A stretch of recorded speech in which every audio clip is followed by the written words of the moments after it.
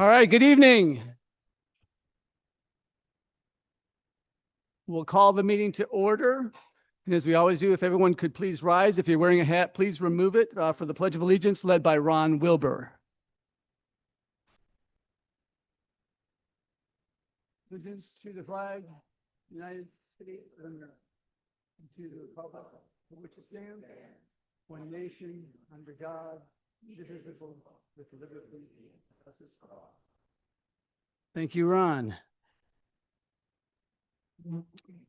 All right, can we have a verification of quorum, please? Director Medved? Present. Director Jarvis? Present. Director Cooney? Present. President Van Vliet? Here. Hearing for quorum met. Great, thank you. Nice crowd tonight. Thank you, everyone, for taking the time to come out. We appreciate that. A couple of rules. One, it's summer, so we have new summer hours. The lodge and terrace and bar are open, but I want to remind everyone alcohol is not allowed in our meetings. So if you do, we ask you to please step outside and finish your beverage and come back in. For that, how many people in here, this is their first board meeting they've attended? If you could raise your hands. Great, thank you. Appreciate that. Thank you for coming. All right. So we'll do a little, since a number of new people in here, we'll do a little bit of education on how things go, just so that everyone understands how we kind of conduct the meeting. So first order of business, is there a motion to approve the minutes of the last meeting on May 5th? Motion. Second. All right. All in favor of approving the minutes as written, say aye. Aye. Aye. Any opposed? Abstain. Wasn't here. Okay. Hearing 3 in favor, motion carries. 1 abstain. All right. All right. We'll begin with public official comments. Mayor Smith, please join us.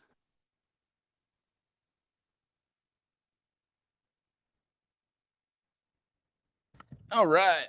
Good evening, everyone. How we doing? Board President, members of the board. A couple things in order. Terry Jarvis, congratulations. We'll talk in 6 months and see if it's a congratulations or not. But I just want to say best of luck to you, my friend. And you have some really good people next to you right now, and lean on them through this whole process of being, in public office and what that endures. But I'm really proud that you stepped up, and thank you for doing that. I also want to give a big, yep. It's not easy, as we know. Just look at Facebook. Mr. Medved, I just want to say thank you for your year of service as well, my friend. I know it wasn't easy to make the decision that you and your wife had to make. I still remember the first time I met you. I think it was with Bradley Morton. And I was very excited when you and your wife made the commitment to decide to run and be part of the POA. And I just want to say thank you as well for your service. With that, I got a couple things for the update. Yeah, good. See, it's a good night. Tonight's election night. So I'm going to start off with that. If you have not voted, please, if you're listening to this, we are open till 8 p.m. There's going to be election officials there. So if you have any issues with your ballot, if you have any questions, if you want to drop your ballot off, they will be there till 8 p.m. So please vote. It's very important to participate. You can't complain unless you vote. That's kind of the rule that I think is needed. So with that, we do have tomorrow morning, we're doing coffee at the country club. Darcy Burke and I host this once a month. So it's your time to come, bring questions, and hopefully we have answers. I believe we have a couple POA board members that are going to be attending as well. So it's a really good time for residents to come and kind of get questions from all different entities. And I think it's been a great thing that we do. So please, I encourage the residents to show up if they're able to at 7:30. I also want to give a little update. We had one of our CR&R trucks that was leaking some hydraulic fluid. It happened to be the street sweeper. So I want to thank you to our President Bill Van Vliet for letting me know. We also had some other constituents reached out. So on Friday and Monday, you might have seen some folks out there pressure washing, scrubbing some of the streets. So we try to stay on top of it. And I know our general manager and the board have been so good at letting us know when those issues occur. So please keep them happening. And if you notice from the photos that I sent, they were vacuuming up the water. So Darcy can't get mad at us as they were cleaning the street and vacuuming up the mess that they were creating. So I think that's really important. And, we don't know unless we hear from our residents. So please let us know what's going on. As some of you might know, we had an incredible Fiesta Day. We were able to highlight our new police car. And it's been incredible to see just the transformation that's happening over at City Hall when it comes to our own police department, and everything's on track. We had a few people reach out or making comments that we might have issues staffing our department, but I'm happy to report that all the positions have been filled and a couple more in backgrounds, and we have several pending if those don't make it. So we had quite a few people, and I think that has to do with the leadership of Rails and his relationships with the sheriff department. And we are eager and excited to work with the POA on addressing e-bikes in Canyon Lake. And I know the chief is working with staff to try to see what we can do to deal with some of the issues that we have. So I think having our own police department, there's going to be a lot of opportunities for local control.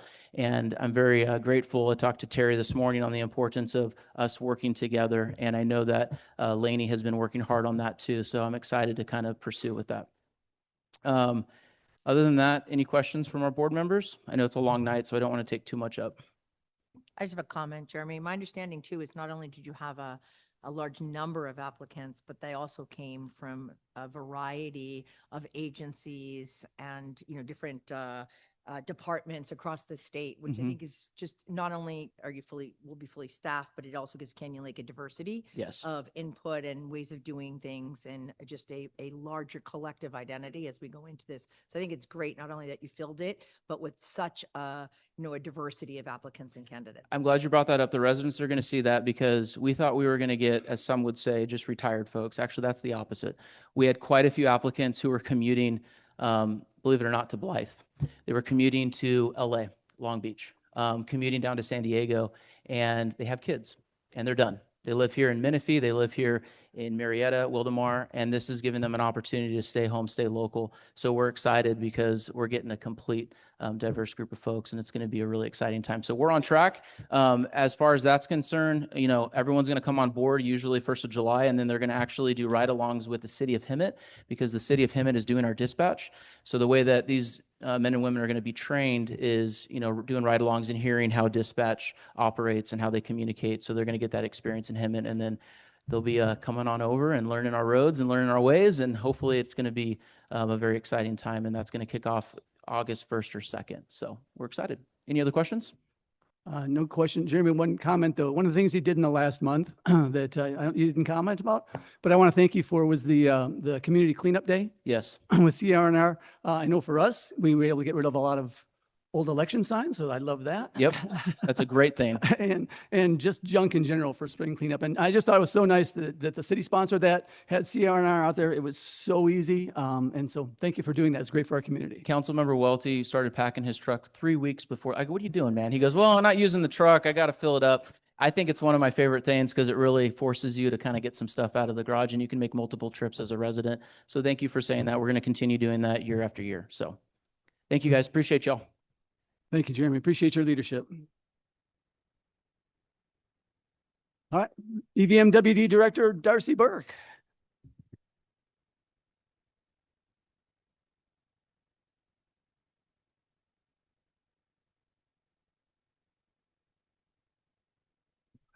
Staff and friends.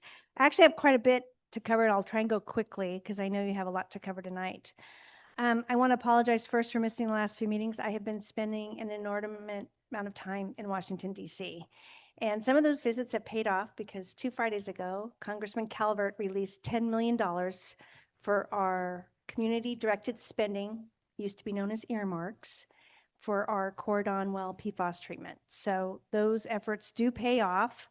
It takes a lot of effort to get through the paperwork and the process because it's not just Congress. You get to go through the EPA and all kinds of other wonderful bureaucrat processes. I also want to congratulate Director Jarvis and thank you for coming to my coffee after you first moved to town and complaining adamantly about something that we could not change, but we worked around. And Director Medved, thank you for your service, but most of all, thank you for your friendship for both you and Linda. I'm going to miss you both terribly. So I'm just going to leave it at that. Thank you for great Fiesta Days and an uneventful and a meaningful way Fiesta Days. So it was a lot of fun without a lot of drama, and it was wonderful to take family and friends. So thank you for all the effort, because I know that doesn't happen by magic. That takes a lot of staff and planning and effort. So thank you. Thank you very much for that. We have an updated urban management plan that we will be considering on June 11th. And I know you're thinking, why do I care? Well, you care because that's really the most important planning document that we have as an agency. It's the one thing that we ask ourselves, can we reliably serve our customers for the next 20 years under normal conditions, under drought conditions, under future growth scenarios, whatever the cities or county wants to do? And if not, what are we going to do about it? And then the bigger question is, afterwards, how are we going to pay for it? So it's something that we take very seriously. We've spent a number of study sessions going through it. If you'd like to review it, it's online. You can also come to the lobby and enjoy the hundreds of pages that it is with graphs and charts and future projections. If you drive on Mission Trail, I'm sorry. There is a project that we have going on. It is a sewer trunk line replacement. It's huge. And it is going to enable us to connect the avenues in the SEDCO. We're converting them from septic to sewer through a state grant. So that's no cost to our customers and really no cost to this particular community that cannot afford to do that. So they'll be now receiving sewer service, but that sewage has to go somewhere. And that also doesn't travel by magic, unfortunately. So we had to increase our pumping capacity, our lift capacity, and our trunk capacity to move it down. So Mission Trail will be inconvenience for quite some time. So I apologize.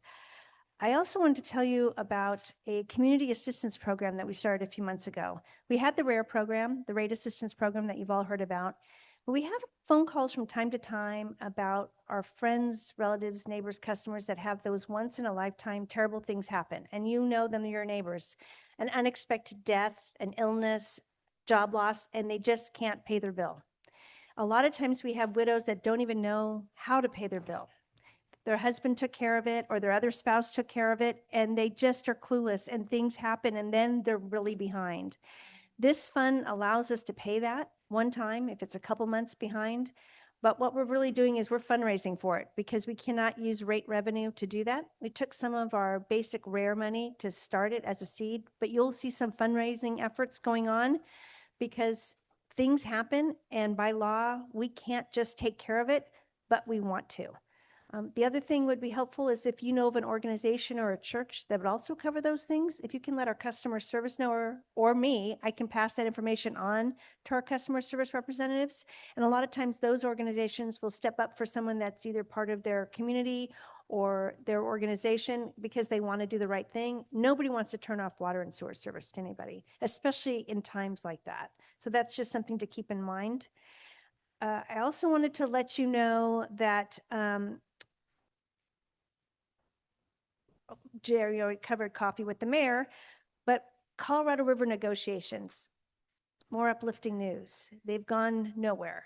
So you have the Bureau of Reclamation and the Department of Interior, who have no knowledge right now really of how the Colorado River works, have put out a framework of how we're going to allocate water over the next few years. And the upper basin, which would be Wyoming, Utah, Colorado, Idaho, New Mexico, they have gotten, I'd say, preferential treatment in how we look at it.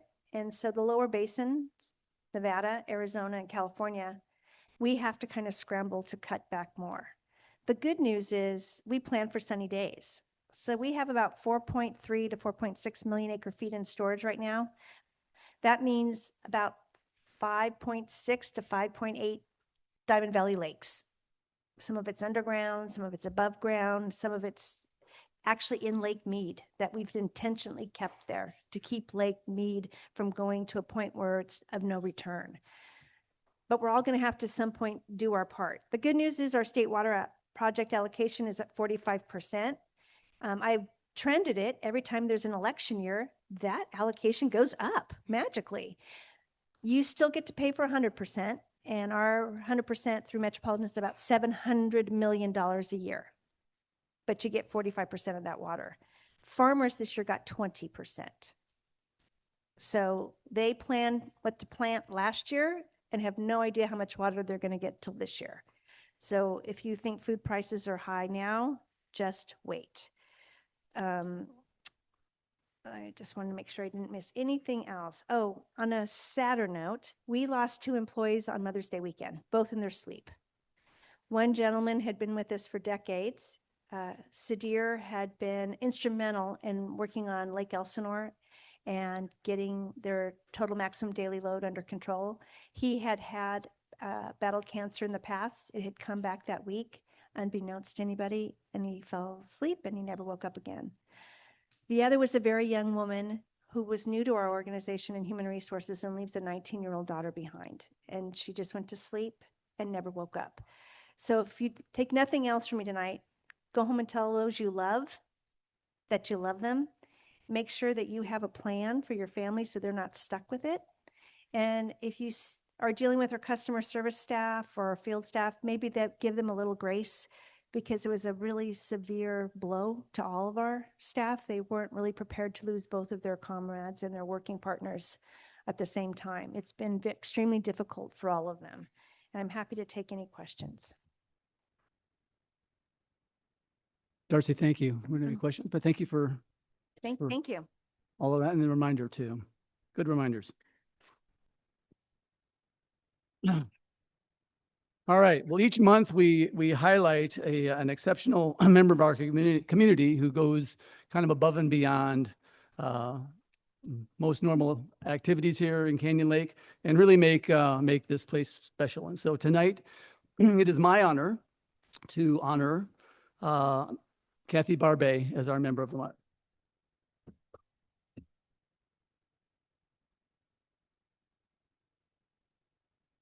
So a little background on Kathy. When Kathy and her husband Bert began searching for Southern California for the perfect place to retire, they never imagined they would find a community as vibrant and as welcoming as Canyon Lake. They discovered Canyon Lake in March of 2002 and knew almost immediately that they had found their future home. By July of that same year, they moved in and began to what has become their most rewarding chapter of their lives. Over the past 2 decades, Kathy has embraced the many opportunities Canyon Lake offers and has been an active participant in numerous organizations, including the Yacht Club, the Women's Club, the Travel Club, the Veterans Committee, Cheer Volleyball, Fine Arts Guild, and the Young Old People's Club. However, the place closest to her heart has been the Senior Center. Since joining the sewing group in 2002, the Senior Center has become Kathy's second home. If you can't find her anywhere, you can probably always find her there. Through quilting, sewing, potlucks, parties, and the annual boutique that they throw, she has built lasting friendships and helped create a strong sense of community among Canyon Lake's seniors. For most of those years, she served on the board and currently is chairperson, dedicating countless hours to enhancing programs and activities that enrich the lives of others. As chair of the senior working group and leader in the senior center, Kathy has been instrumental in fostering an environment where friendships, talents are shared and residents remain actively engaged in community life. Quilting has long been her passion, and it has provided another meaningful avenue for her service. As a dedicated member of the Patriotic Quilters of Canyon Lake, she has helped create and presented handcrafted quilts to local veterans as a heartfelt expression of gratitude for their service, and they are absolute works of art. Through her leadership, compassion, and craftsmanship, she has helped ensure that many deserving veterans receive a lasting symbol of appreciation from the community that they serve so well. The countless hours Kathy has devoted to the Senior Center, the Senior Working Group, and the Patriotic Quilters have touched the lives of hundreds of Canyon Lake members and residents. Her unwavering commitment to volunteerism, leadership, community engagement, and honoring veterans exemplifies the very best of Canyon Lake.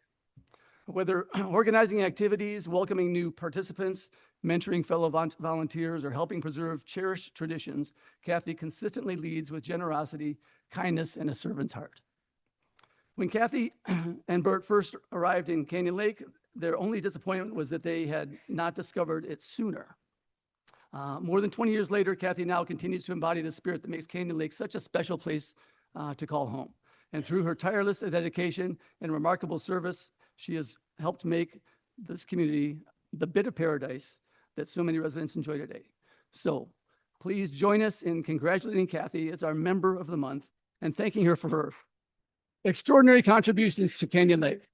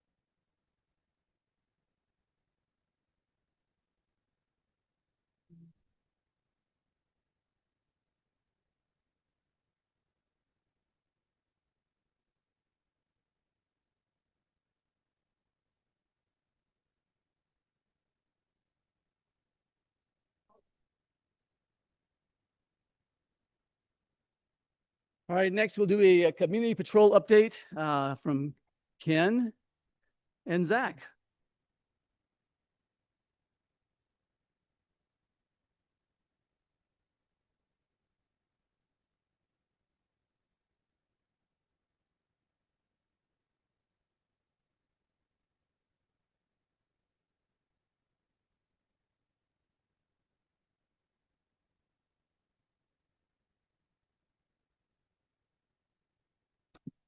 Good evening.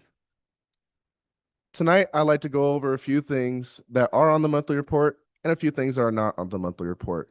Last month, we brought up non-registered golf carts that are driving through the community that have been stopped and were cited for it. In April, we continued with that with the 33, and I'm happy to announce in May that we at least reduced 13 citations from there, and we have only issued 20 for the month. Another thing I would like to bring up to everybody, though, that we also have been addressing these last 2 months is the prohibited vehicle issue that we have in the community. So as many of us know, we've seen many Talarias and Surons go driving down the middle of the road, go flying by, and it seems like we don't do very much with that. However, I want to go ahead and let you guys know what we do on the back end. We take photos, we review videos, we zoom in, we go ahead and analyze a lot of the different things that we have to our abilities there, and we'll take previous incidents where we've actually addressed these same individuals before, and we know who they are, and we'll be able to address the citation that way. So I want to share some numbers about that with you. April, we issued 13 citations. In May, we issued 10, and 4 of those were during the Fiesta Day event, during the Memorial Day weekend, for us actually using the surveillance TV that we have and being able to gather the information using patrols driving around in the area. I would like to also take a moment to remind everybody that there are no motorcycles allowed inside of Canyon Lake to be operated. You must park them over there at the gates. At every gate, we do have an area for you to park your motorcycle, or you can go ahead and tow it home. But you cannot ride the motorcycle inside the community at all. It is a violation that can lead to a citation to be issued. Zach, is that a rule or is there something else about that? That's a CCNR. So, yeah, I was going to say, I know not very many people are happy with that, but that is a rule that we do have to enforce. That is something that patrol does take serious when they do come in through our exit lanes. We see that on the TV screens, we see that on the camera screens right there, and we were able to go ahead and gather some information. There's a lot of times there are some repeat offenders that we can say, hey, I just stopped them last week, and we can go ahead and have that same conversation again at that point. Thank you, Zach. That was very good. I want to say thank you to the entire community for our recent concert and Fiesta weekend. I had a blast. Speaking on behalf of the employees, we were tired. We put in the hours, but on the back end, you look back and you see the accomplishment. And we did a few things differently. We're going to continue to improve on how we do things. We created a line for entry to the concert that was different than last year. It was very organized.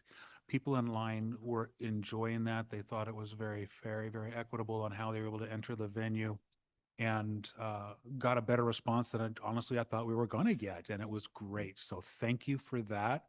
Thank you for Fiesta Day. Thank you for driving slowly. Thank you for the kids not getting hurt, getting their candy and such. So there's a lot to appreciate there. I want to also talk about the Eastgate protocol that we put in place. When we have holidays and big events like this for the community, we make Eastgate for members only, because that's what we should do. We have a lot of homes here, not everybody's taking part in the activity. So let's make sure that those of you who just want to go home can get home. And that's why we opened up Eastgate for members only. Main Gate on Saturday did 1,200 entries during this time period, where Eastgate did 1,000. So you can see where that was evened out and people were able to get home faster and easier coming through the Eastgate. And then on Sunday, it was about a similar ratio, about 1,000 at the main gate and 1,100 at the Eastgate. So thank you all very much for participating in that and for your great feedback. I want to add thanks to to both allied, to Ken, to the staff, to security, but also to operations, to activities, and Eric and Eric's whole team. Last weekend was a blast. I mean, it's one of the highlights of Canyon Lake is be able to have the Fiesta Day weekend. The parade was terrific this year. I loved having two bands for the first time, and I thought that was really took it to the next level in my opinion. It was just super, and the Country Fest concert was again, in addition to the perfect weather, we had a great time overall. And so, from myself, from our family, who we had 10 of us here for the whole weekend. We greatly appreciate it. So thank you, guys, for all the hard work.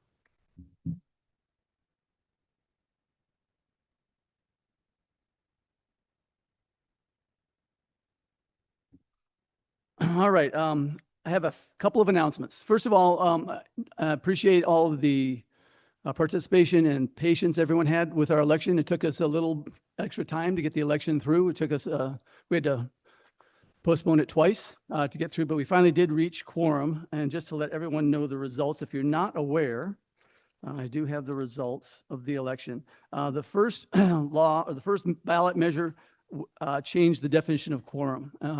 By California law, our quorum is 1/3 of the voting population. So we had to get, that's the first one. And if we don't reach that the first day, we set over and get to 25% the next day.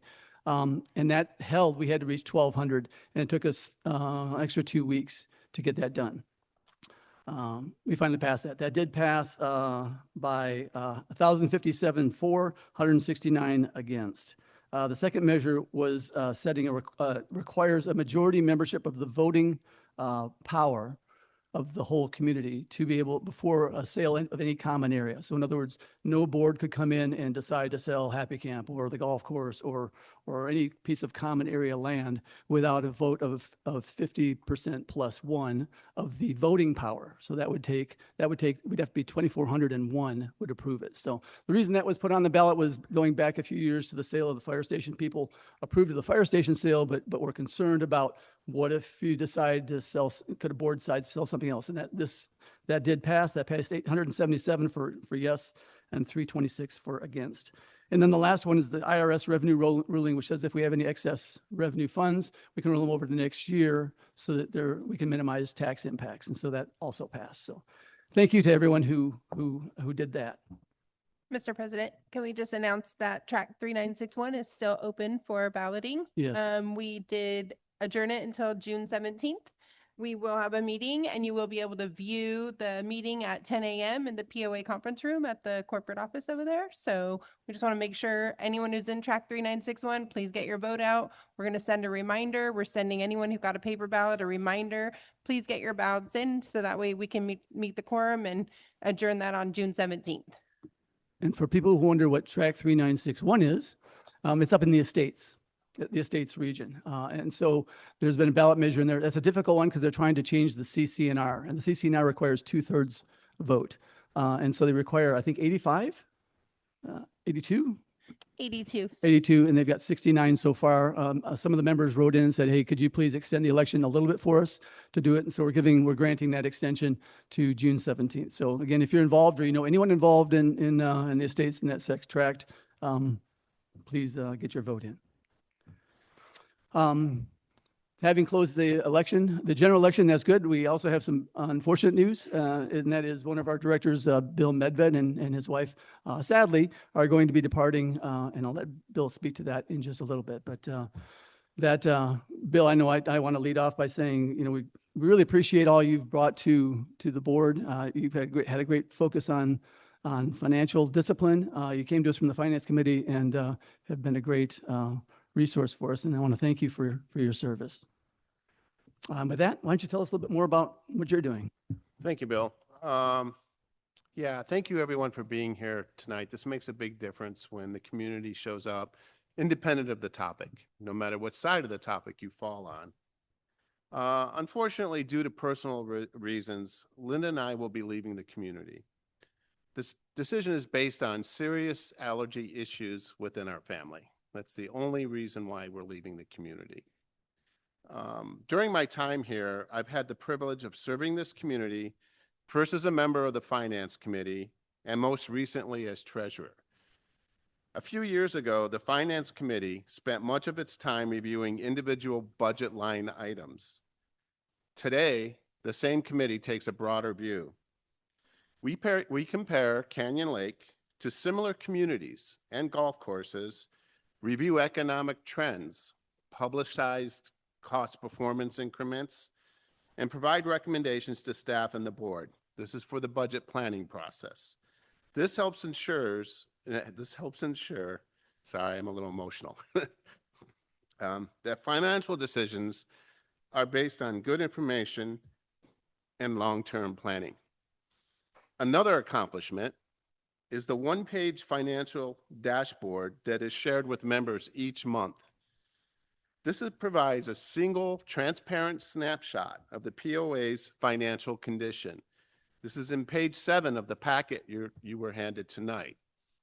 I highly encourage you not to be shy and ask any questions about that one-page financial snapshot. That is your dashboard as a member to where we stand fiscally. We have also reduced subsidies in several major operating areas and improved the POA's reserves. In simple terms, we are doing a better job of matching costs with revenues while also setting aside funds for future repairs and replacement. I'll add a side note to this. If we went back 3 years ago, everybody was talking about the lodge and the expenses. I can tell you that now on a daily basis, we know how much revenue we generate per hour and how much we spend in salaries. And we've been using that data to drive factual-based staffing adjustments. I would also like to recognize, she's going to kill me, our Director of Finance, Susan Daewoo. She has been an outstanding partner in these changes that we wanted to bring into the POA. So thank you, Susan.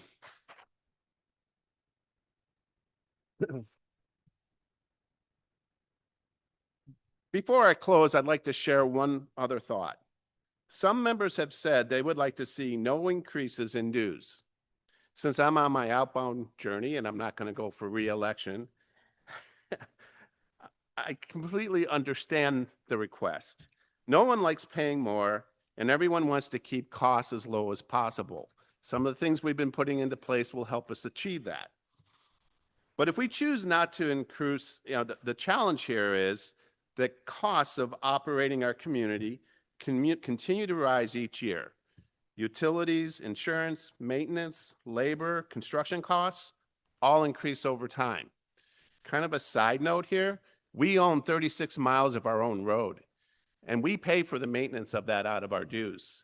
If we weren't paying for that in our dues, we'd be paying it in city taxes. So that's just something to keep in the back of your mind. So if we choose not to increase dues while costs continue to rise, we are left only with a few options. We can bring in more revenue by allowing greater use of our amenities by people outside our community. Or we can reduce expenses by cutting services or closing amenities. Neither option is ideal. It's important to remember that our amenities, the lake, parks, restaurants, golf course, and many other community features are part of what makes Canyon Lake such a special place to live. They also play, and this is key, independent of whether or not you use those amenities. These amenities also play an important role in maintaining property values. That's huge. Maintaining these amenities requires ongoing investment, but that investment helps protect both our quality of life and the value of our homes. I want to sincerely thank everyone for your support, friendship, and dedication to this community. It has been an honor and a privilege to serve.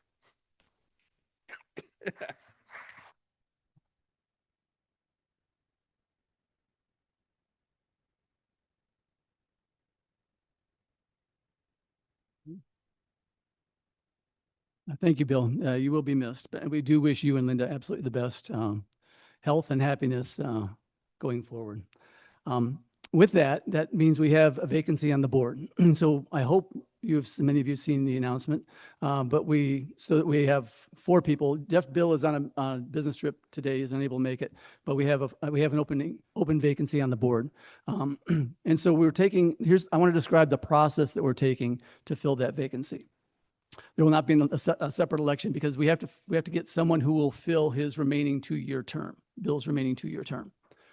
And so what we're doing is we have opened a process. If anyone is interested in serving on the board of directors, please send an email with your either a bio or a resume with your background to the email is board@canyonlakepoa.com. What we're going to do is that open invitation period is going to go through July 19th. Anyone interested in serving in it on the board will be considered.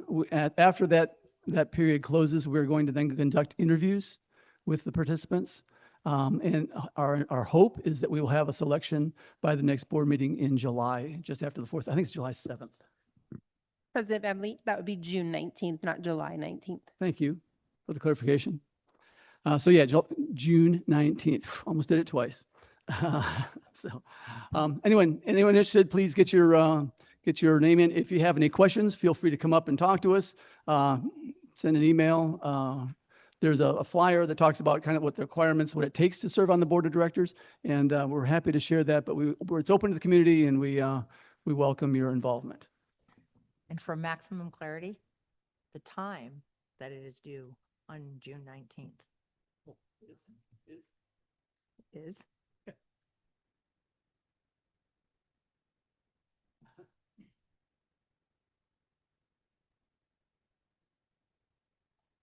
I think it's by 3 p.m. on the June 19th. Thank you. Okay. All right. Any questions about that? All right. With that, we can start to get down to business. The first order of business is we open the floor to members. If there's any item you want to talk to us about that is not on the agenda, we ask you to fill out a form and do that. And so have anybody requested to speak? We do. We have one member requested to speak. It's Art Bemister. Would you like to All right. come up? All right. Everyone who comes forward will be given up to 3 minutes to say their piece. And Art, you have the floor. Yeah, I want to first second I'm sorry, I got to start my timer there. I want to first second, great day on Fiesta Day. You did an awesome job on that, Mr. Kazikoff and the operations team and everything. It amazes me how the place is packed, and the next day you come by, it's just the geese and ducks loving it. It's just clean. Security was great. You guys did an awesome job on Fiesta Day also, the front gates. It was just a great day all the way around. It was good on that. So, and best of luck to Mr. Medved. So one of the things, there might have been a comment posted recently by me that might have had some statements afterwards, about 394. And some of the things I read in there, I just shake my head, go, why would they think that? And I was saying, trying to correct them, and it's not really my place to educate them about the POA, but I don't want things being bad said on that. And then I think about, as a businessman with my software, people keep asking the same question and go, well, if they don't know, then that's on us. Then we need to do something better to say, this is how you use this feature, what have you. So the police departments use what's called the Citizen Police Academy, where they go out and they invite people to come in. Usually it's 6, 8, or maybe 10 weeks, if you will. And every member of the division of the different departments, motor officers, detectives, records, patrol, detectives, SWAT team, whatever, come in for like 1 hour inside there, 2 hours, and they give an overview of what they do. So I'm just wondering if maybe we had a POA member academy. When you come inside here, maybe it's 2 times a year, 3 times, 4 years, whatever like that inside there, where they're invited. Regular members are also invited to come, but priority to new members. This way you're starting off on the right foot. People say, well, how come we don't get to vote on that rule? Well, that's the way it is. Why? And I'm trying to explain David Sturls. Oh my God, I think I'm trying, and I understand what you guys go through, but why don't they know that? I'm thinking, why should they know that? Who would explain that to them? So if they attend that, and then you can record one of the first sessions, put it online, and have people come through. And you know, the department heads, like security, why can't they do this? Why do they do this? What have you? So just look at any police department like Menifee, Murrieta, Citizen Police Academy, and you'll see the general format. It's the heads of the different divisions that come in. Starts off with the chief. So in this case, it would be Mr. Bill or Mr. Van Lead inside that. Actually got so many bills up there. And then Eric inside that come in and talk about, hi, and this is the over thing. And then operations baby comes in. This is what we do. This is when you call us. Finance comes in. This is what we do. This is when we can help you.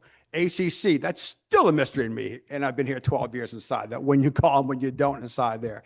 And they come inside there and they do that. And this way you can start, if you can get them in there, maybe offer some swag or a 2-for-1 dinner at the lighthouse or something. If they go through this, you're starting off on the right foot. It may take a while to rotate enough, but educate people. So when they see that, they go, oh yeah, I know why they're doing that, because of this and that. It's not just because. At 2 minutes, 47 seconds. So that's what I had to say on that. So we need to say, you need to put the clock back up there. That'd be good. That's anyhow. That's what I had to say. I'll see you back in a little bit.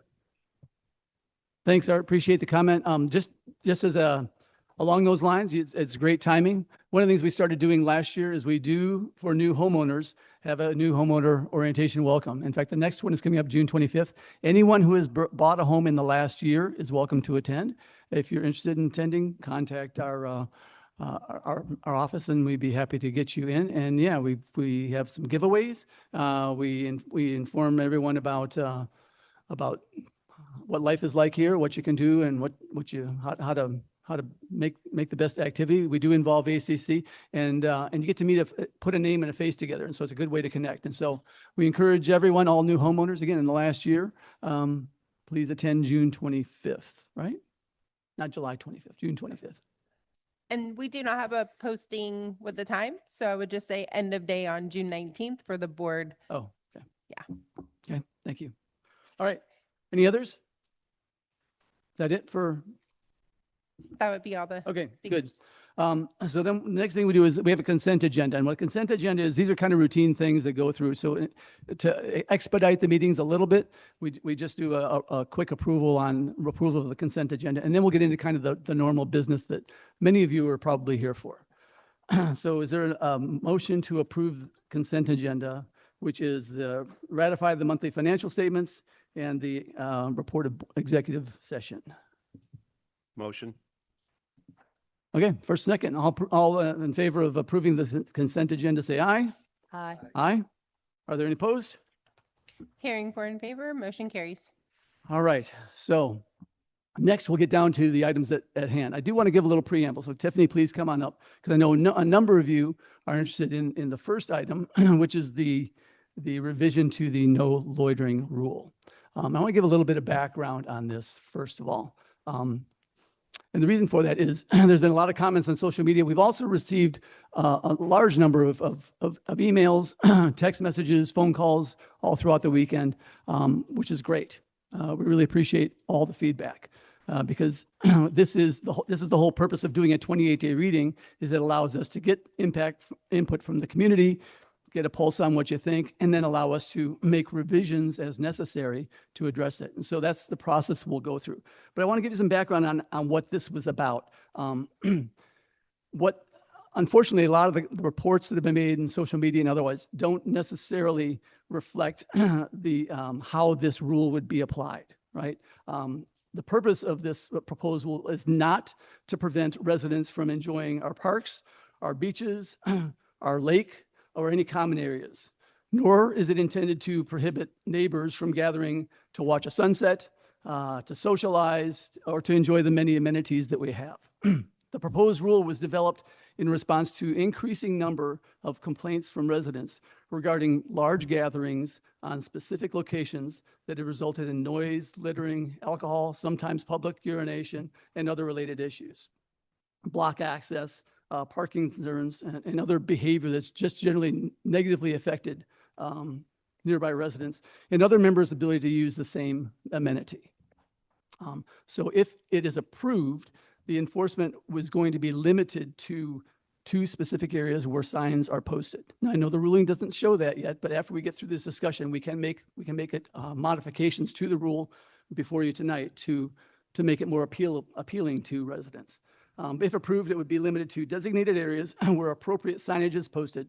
Specifically, the 2 areas that have received the most complaints are the golf cart parking area at the golf course, adjacent to the golf course, and the small area between the tennis courts and the parking of the playground here down at the lodge. Those are the two areas. The intent is to discourage the use of the parking lots and vehicle staging areas for prolonged social drinking and large congregation, or basically takeovers. We don't want to have these takeovers that prevent others from using it. It's not intended to, again, prevent prevent residents from visiting parks, beaches, docks, other common areas for recreation, relaxation, or social interaction. So the process we'll go through, because there is a process we go through in doing this, is Tiffany will read the rule as written. Just to let everyone know, another kind of unique aspect of Davis Sterling is, and that's the rules that HOAs have to abide by that we operate, is the board members are not able to receive the notices before the public does. And so the specific rules and so forth don't come out until we all heard about it on Friday. So we're all kind of getting information. She'll read the rule. We'll then ask for a motion in a second. That is not to approve the rule. It is just that allows us to discuss it. Once we have a first and a second, we'll open it up to the floor. And you don't have to fill out a paper. If you're interested, we want to ask you to raise your hands, maybe form a line if there's multiple people, and then you'll be allowed to come up and voice your concerns. After everyone has had an opportunity to speak, and because of the number of people that are here tonight, we're going to allow people to speak just once. The board will then deliberate and possibly make adjustments as desired in response to the feedback that's been provided both in writing and verbally tonight. Any questions on that process? Okay. Tiffany, let's get down to business. Good evening. So Bill kind of went through the background on this rule a little bit. The current rule already prohibits loitering on Canyon Lake POA property and allows enforcement when someone remains without legitimate business or re-enters after being asked to leave. The proposed change is to add and define tailgating into this rule for the reasons that Bill discussed. Noting that the changes being made are only to the rule itself and not the fine amount, which would remain at $100. Staff recommends that the board approves the 28-day reading to revise General Rule 2.12 as provided. Is there a motion to discuss the item? Motion. Second. All right. We have a first and second. Is anyone in the audience interested in speaking on this? Raise your hand. Perfect. If you would maybe form a line, come on up. You'll each be given 3 minutes. State your name and your tract and lot, and please tell us your set. Another aspect of Davis Sterling, just to let you know, when it comes to this, we're not able to engage in a dialogue. We're here to listen to you and hear your comments and go that way. So, sir.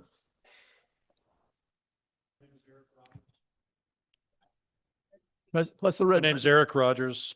My track is 3831117. This has been a situation that the golf course has been targeted, really. And to say that it's a takeover by any stretch is just outrageous. We are at the golf course participating as members, annual members. We spend money there before when we're hitting at the driving range. We're using the facilities. Long time after we have people come around, we have a big group in the family club in particular that has been growing, and we're socializing, getting to know new members. Afterwards, we also go to the clubhouse and spend a tremendous amount of money. I myself spend at least $2,000 a month in that clubhouse. I'm there almost every single day. I've been here for 3 years. This is how I've got to know all the people that I am friends with there. I know that you, sir, have asked us to change the way we've done that, and we have done that. I'm a new board member to the family club. And we have participated on the patio, like you called Joel this weekend and spoke to him about the changes that have happened. So for there to be some kind of signage that says we can't use the amenities that we're doing, or there's loitering, which is without a legitimate purpose, which we are there for legitimate purpose, finishing our golf round, sitting and waiting for the rest of our club to come in to see who won that day, and then again practicing in that area. And yes, while we do have some beers, and maybe we did get a little expansive in the parking area, that has been rectified. So I'm just not sure how this rule is necessary for anything going forward. You also tied it into every single area in the POA that you could, at your leisure, whatever you decide, add those signs around the entire community, which goes against everything that we're doing here as a community to be social and be friendly and be outgoing. It's just really disappointing that this is the situation that you guys have decided to do. And I'm sure your mind's already made up. Like the last time I spoke here, you already knew what you were going to do, and I'm sure you're going to do it again. So I wish you would reconsider.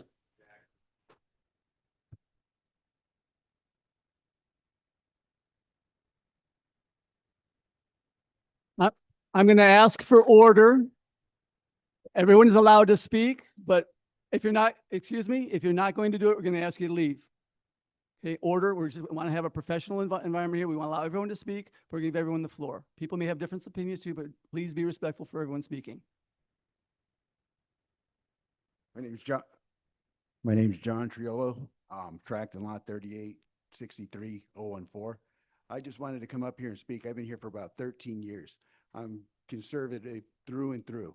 It seems like you start imposing all these rules on us that there have been people hanging out here by Sunset Beach ever since I came here. And just like the gentleman before me, this is where you meet people. You hop in your golf cart, you drive around the neighborhood, you see a group of people, and you just engage. I mean, as far as I'm concerned, I pay dues and stuff. This whole neighborhood is pretty much our neighborhood. And for the board to come up just because a few people don't like it, I'm also a motorcyclist.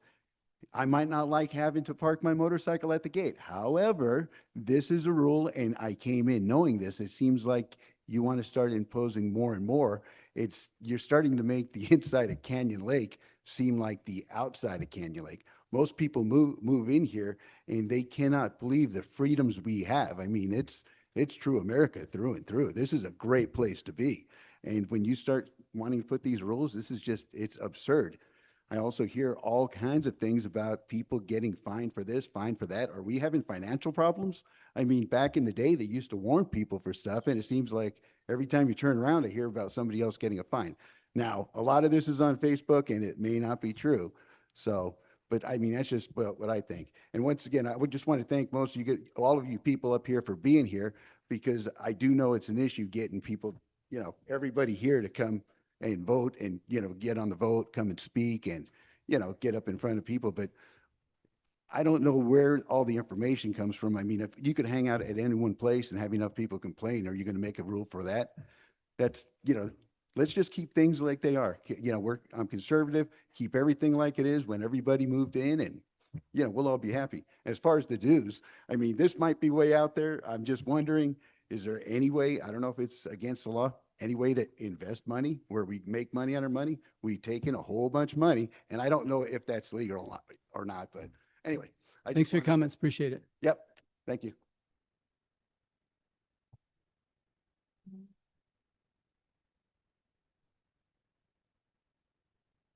Mike Aruda, tracking lot 154, 3804-154. I just want to say oppose the proposed changes of GR 2.12 and any progressive fines. The phrase "without legitimate business" is too subjective and open to interpretation. Residents and guests should not have to justify their presence in common areas like parks, beaches, docks, or walkways when those areas exist for people to enjoy. Activities like talking with neighbors, waiting for family members, sitting at a park, or simply enjoying our community should not risk being treated as a violation because someone interprets them differently. The members of Canyon Lake are the community you represent. The board exists to serve the residents and protect their interests, and I ask that the concerns of the people who live here be heard and respected. Rules should reflect the will of the community and be clear, fair, and consistently applied. In other words, we're a republic where the power resides with the citizens. And last time, like the gentleman said, we had 300 people here for the lake, and we asked you to hold off on all other business. And right after we left, you voted 5-0 to approve the resurfacing of the tennis courts. And I respectfully ask the board to reject this change and focus on objective rules that protect both the safety and fairness for everyone in Canyon Lake. Thank you.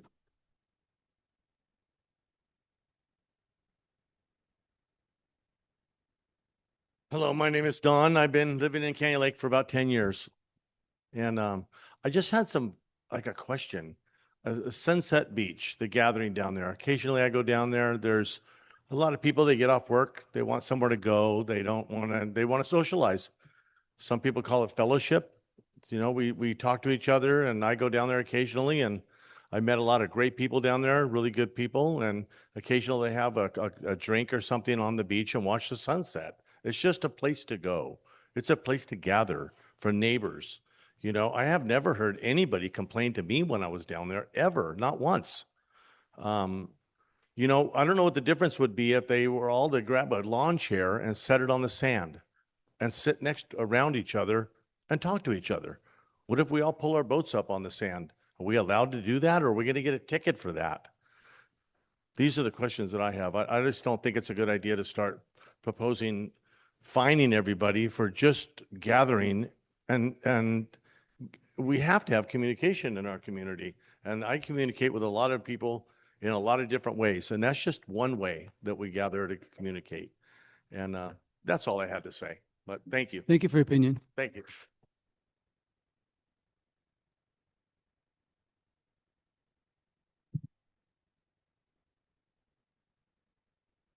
But don't break this. Joel Farnham, track number 3869033. So what I'm going to tell you here, you're probably going to hear quite a bit from the folks behind me. First off, thank you for allowing us to speak. Residents, thanks for showing up today. I think it's important that we all have a lot of support for this topic. My wife and I moved here 5 years ago. We moved here because of the impressive amenities and just the drive through. When we saw the lake coming over the causeway, it reminded us of home. In that 5 years, the options here are plentiful, obviously. The lake, the golf course, the clubs, the restaurant, you know, the parks. And the friendships that we've made are unbelievable. In just the 5 years that we've lived here, we've made some of the best friends that we have, and a lot of them are here. Canyon Lake offers a quality of life that most communities don't. I find that even after 5 years, sometimes we take it for granted. But what brings me back to appreciate Canyon Lake and all the amenities is hanging out with my friends. The people that we congregate with and gather with, the very people that you're targeting with this tailgating. The core of Canyon Lake is socializing, making friends, having fun. And that's what I think we're doing. That's what I believe we're doing. Can we do better? Yes, we can all do better. We recognize that there are improvements that we should make, and we're trying to improve them. We've taken steps as a club, and we're doing our best. And we appreciate that opportunity. I would much rather have a conversation with you folks about an issue and go back to my team and say, all right, this is a problem. We love the amenities here. We love the community here. And we understand that sometimes you can get carried away. You have to understand that just because I like a certain kind of music doesn't mean the guy over here that's there for the same reason I am likes the same music or you know, appreciates what we're doing. So we have to look out for one another. I mean, that's the idea behind community. So I hope that you guys consider this. The wording of the tailgate, the wording of the whole thing is very vague to me. Questions that I have is, who measures how long a linger is? We can't linger, right? So questions like that, who's gonna, sorry. Just wrap it up real quick. Okay.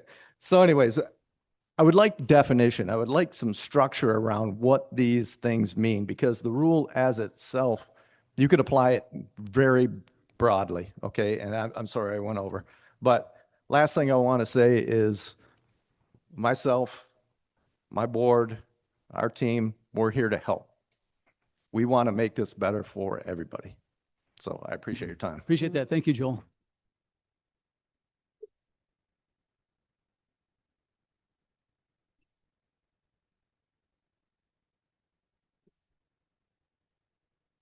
Don Potenza, lot 37-16-470.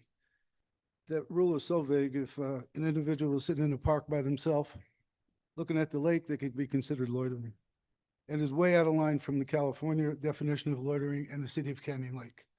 In California, simple loitering is not a standalone crime. However, lingering or wandering in public or private spaces becomes illegal when it is done with the intent to commit another crime, such as theft or vandalism, or to disrupt specific public areas like schools or restrooms.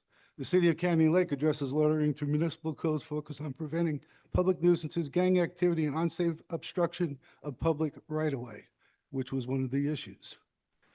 The laws are enforced by the Sheriff's Department and by Canyon Lake POA.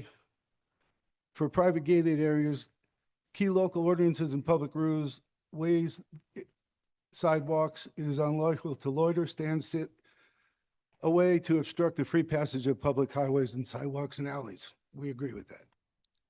Because Canyon Lake is a largely private community, the POA governs what gets done, what doesn't get done. Individuals found loitering in the POA property in unauthorized community parks after hours or in violation of general crime-free lease addendums can face citations and fines.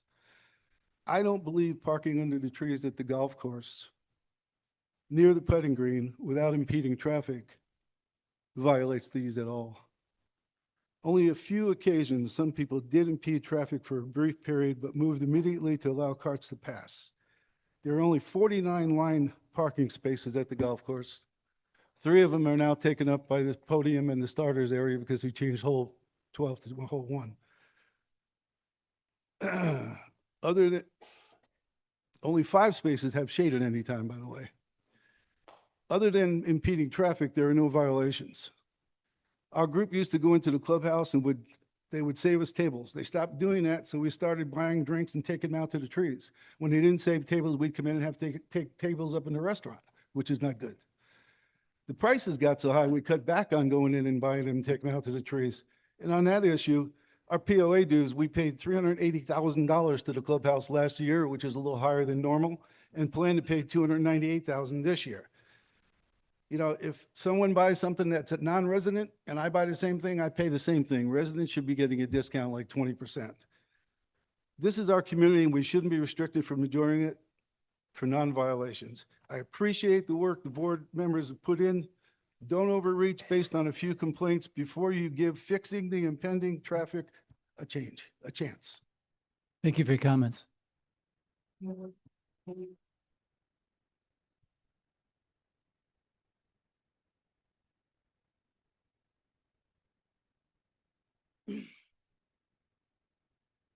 Hello, my name is Colette Reyes. I'm at track number 3716517, and I've been living in the bubble since 2009. I'm here tonight to express the concern regarding the actions of the POA over the past year. It is the belief of many residents I've spoken with that the purpose of the POA is to maintain and improve our community for the benefit of its members. Unfortunately, the decisions and actions taken in recent months appear to have the opposite effect. Rather than bringing our community together, they are creating division, frustration, and resentment among residents. The POA has overspent and is now attempting to recover those costs through increased dues, fees, fines, rather than exercising greater fiscal responsibility. Golf fees, dock fees, registration fees, and other charges continue to rise. At the same time, fines have been increased dramatically and new penalties have been introduced. It feels less like supporting the community and more like burdening the very people the POA is supposed to serve. I'm also deeply disappointed by what has happened with the community security. Security personnel should be focused on protecting residents, ensuring safety, and assisting community members when needed. Instead, they have become focused on enforcement, revenue generation. Residents regularly see security waiting to catch minor infractions, such as rolling through a stop sign, rather than serving as a helpful and reassuring presence with the community. When you consider these policies and their impact, I urge you to ask yourself whether they are truly making our community better. From my perspective, these actions are eroding the sense of a community that once made this place special. We were once known as a unique and welcoming community, a bit of paradise. Today, many residents felt that the vision is being lost. I encourage the POA to consider its current direction, focus on fiscal responsibility, and work collaboratively with the residents to restore trust, unity, and the community spirit that made this neighborhood such a desirable place to live. Thank you. Thank you for your comments.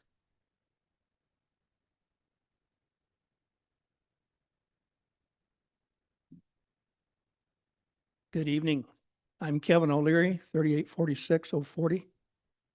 Been here since 1992. I've spoken in front of this board, including tonight, twice. The first time, several years ago, when there was a lot of concern over us opening up the golf course to more public use. I opposed that at that time. One of the reasons was I didn't think that we, for that amenity, had enough space. And what we're finding is that the golf course is getting overplayed. That's one of the issues that we're talking about right now. Somebody else mentioned it. There's not enough golf cart parking. I mean, we maybe ought to look at that. It might be an issue that's as easy as maybe cordoning off a part of the parking lot for maybe us to meet or something like that. But at any rate, it really comes down to this: overregulation versus voluntary cooperation. I've been here since 1992, as I said, and most of the time, people in Canyon Lake, they're great people and willing to do whatever they need to do to solve a problem. However, so many times we try and regulate our way out of it, which is the easy way, but it's really not the right way, in my opinion, to make Canyon Lake a better place. Members have the right to use their amenities, as long as they're not doing anything illegal or unsafe. However, we do have the responsibility to not trump on the rights of other members at the same time. So most of the time, things are fine. But when there are complaints, as there are now, well, then I would say rather than try and regulate, what the board actually should encourage self-resolution. If we had known that there were problems, we didn't know about these complaints. And I'm not speaking for the family club, just as a member. We didn't know about these complaints until we were shut off. We had no chance to respond or to self-resolve this, nor do we know who our accusers are. And sometimes anonymous complaints have an ulterior motive. So that's one suggestion, is possibly, and I believe we're doing this, we are self-resolving this issue. So I believe changes in these regulations are unnecessary. Secondly, I think that we're limiting social gatherings by making rules and regulations that basically send an unfriendly message to our community. And I don't think that's the right thing to do. People need people. That's one of the reasons we love Canyon Lake and have been here so long, because we've never been lived anywhere in an area where people can actually be friends as adults. Where else do you meet them? You don't go to school. If you don't work, I'm retired. Where else can you meet people? If you don't feel like joining the different clubs or whatever, just having a chance to go meet people at the clubs or the golf course is very, very important. What is our community about? And that's very fundamental. Our community is about fun. It really is. There's all sorts of definitions, but look at what the realtors are trying to say about Canyon Lake when they're trying to sell a house. Canyon Lake's full of amenities. It's a great place to raise your family. Everybody's friendly. You can golf. You can play tennis. If you could please wrap it up, please. Okay. So if you start putting signs up, number one, that sends the wrong message. Number two, I do believe that in terms of somebody being able to what's the word I'm looking for? I'm not sure that everybody will be treated fairly, because some groups are being targeted. That's what I'm trying to say. Thank you very much. Thank you for your comments.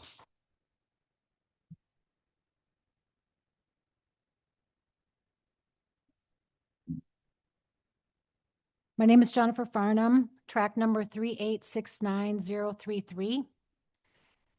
Thank you for the opportunity to speak tonight. Prior to addressing the loitering amendment, I'd like to begin with a simple question. The POA states its purpose is to promote recreation, benefit, and enjoyment of homeowners. Its mission is to enhance quality of life and sense of community. Its values include integrity, respect, accountability, community participation, and sense of community. My question is this: how does this proposal advance that mission and those values? Canyon Lake is a lifestyle community built around social interaction, and residents gather throughout Canyon Lake every day, and that is not a problem to be solved. The issue is not whether disruptive behavior should be addressed. It most definitely should. The issue is whether this proposal is necessary and consistent with the mission and values of our association. I have read about alleged assurances that certain activities will not be impacted, and respectfully, that raises an important concern. If some groups are clearly not intended to be effective, then who is? And how will future enforcement distinguish between those groups if that distinction is not contained in the rule itself? Residents should not have to rely on verbal assurances when a written rule carries monetary penalties. A board president can explain intent, but future boards, future patrol personnel, and future hearing panels may interpret that rule differently. When a resident is cited, the question will not be what someone intended, it will be what the written rule says. What looks like loitering to one person may simply be community engagement to another. The association already has the authority to address disruptive behavior, safety issues, and nuisance activities. Rather than targeting misconduct, this proposal appears to regulate gatherings themselves, and that is a significant distinction. The concern is with creating a rule so broad that enforcement may depend more on who is involved, makes the complaint, than on the actual behavior taking place. When rules rely heavily on subjective judgment, they can unintentionally create tension between everyone in the community and expose the POA to claims of inconsistent or selective enforcement. Even if that is never the intention, the perception alone can damage the trust within our community. That concern becomes even more significant now that Canyon Lake is preparing to implement a full-time police force. Trained law enforcement officers are trained to investigate complaints, evaluate facts, distinguish between lawful from unlawful conduct, and apply objective standards. I would respectfully ask, why create a new and subjective enforcement standard when trained law enforcement professionals will soon be available to address legitimate complaints using existing laws and existing rules? You Finally, could please wrap every up. dispute has a cost. If residents challenge citations, hearings, appeals, attorney involvement, and potential litigation may follow. Those costs are ultimately paid by the homeowners of Canyon Lake. Integrity requires clear rules. Respect requires consistent enforcement. Accountability Thank you for your requires us comment. to consider unintended consequences. Excuse me. And a sense of community requires us to protect the interactions that make Canyon Lake unique. I will Thank you. close where I began. Excuse me. If our mission is to enhance quality of life and sense of community, how does a broad and subjective rule gatherings? I'm sorry. Start again. You've exceeded your Just to close allowable that. time well beyond it, so please Thank go you. on. Thank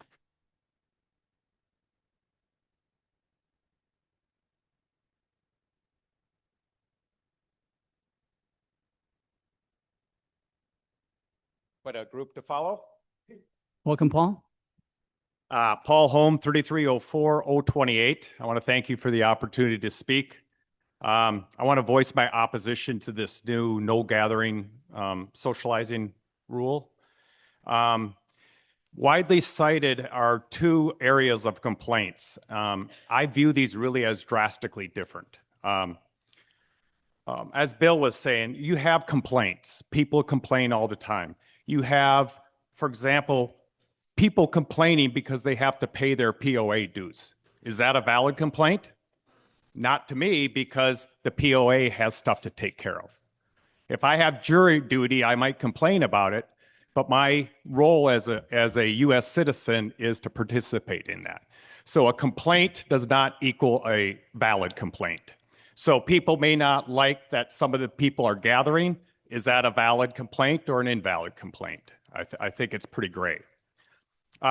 So as far as the two issues, I think everyone can explain, and I'll talk about this a little bit. I have a lot of great friends that are at the tennis courts, and I fully understand at the lodge, when you have young kids smoking pot, blaring music, and being a public nuisance and a disturbance, everyone sees and recognizes that as an issue that should be dealt with. My understanding is there's rules that already deal with that. At the golf course, I am an active golf course participant, and a lot of people may not understand what happens, okay? So we typically have 5 to 10 golf groups. Those are groups of 4 people. One goes out, 10 minutes later, the next group goes out. So at the end, you may pull in and have finished your round while other people are coming in 10 minutes later. So everyone is gathering, you turn in your scorecard, and if there's 10 groups, you may be there for 70 minutes socializing, talking about your round, talking about the current events. So it's not like some wild, crazy party. I think, Joel mentioned that we fully recognize sometimes the groups are big. You come in, and in some instances, you may have blocked the cart path. All correctable stuff. But to lump those in together, I think is an invalid assertion. I have a ton of great friends that are pickleball and tennis players. And these are some of the greatest people you will ever meet. And tennis group has something called social tennis. And what happens, they get done playing, and then they gather for some food and some cocktails and enjoy each other's company, enjoy it. I would hate for this rule to jeopardize their right to have things like that, because that's kind of where this rule opens up the door for. Thank you very much. Thank you, Paul.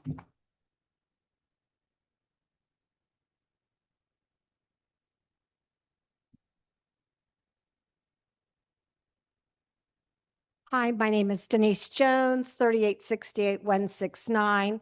I have been a Canyon Lake resident since 2000, so I've lived here for 26 years. I would say for 25 years, absolutely loved the place, told everyone just how amazing it is, you need to live here. Still love the place, but I am not happy with the direction that we're going.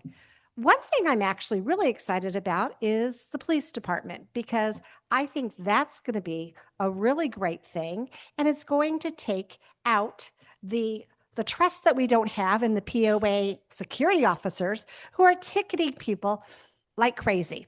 For instance, and I don't know how many people in the audience this has happened to, but have you ever come home to find a ticket on your door for rolling a stop sign and not stopping when you believed you did?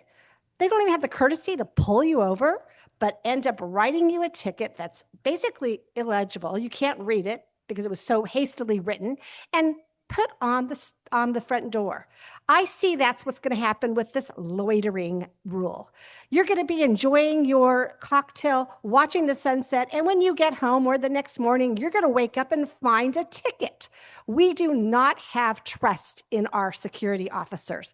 I propose that we need to get rid of security inside the lake. Yes, they need to man the gates, but let's let the police officers do our security, because what's happening now is our POA security is basically harassing law-abiding citizens, sending us stupid tickets and not even pulling us over. So how do we even know that it was a roll? If they would have stopped you, you would know, oh yeah, maybe I did roll it. But no, you just get a ticket on your door. So I am very concerned. I loved listening to all these people and their ideas. Trust and respect and integrity. These young kids who are ticketing us are not the best. And so when we get that police officer, he can take care of the problems, and he can make sure that we are actually safe and we're not paying people to ticket us for minor offenses. So I want you to reconsider what's going on here. 25 years, this community was amazing. The last 6 months, we've just got a lot of tickets and a lot of money grabs going on. And I have 22 seconds. And so I would like you guys to really think about this. Make sure that I think that thought was what she said was so true. It's not evenly applied. People are actually being targeted, and then so we cannot trust that they'll be, but a police officer will legally make sure that he upholds the law. Thank you So for your think comment. about that.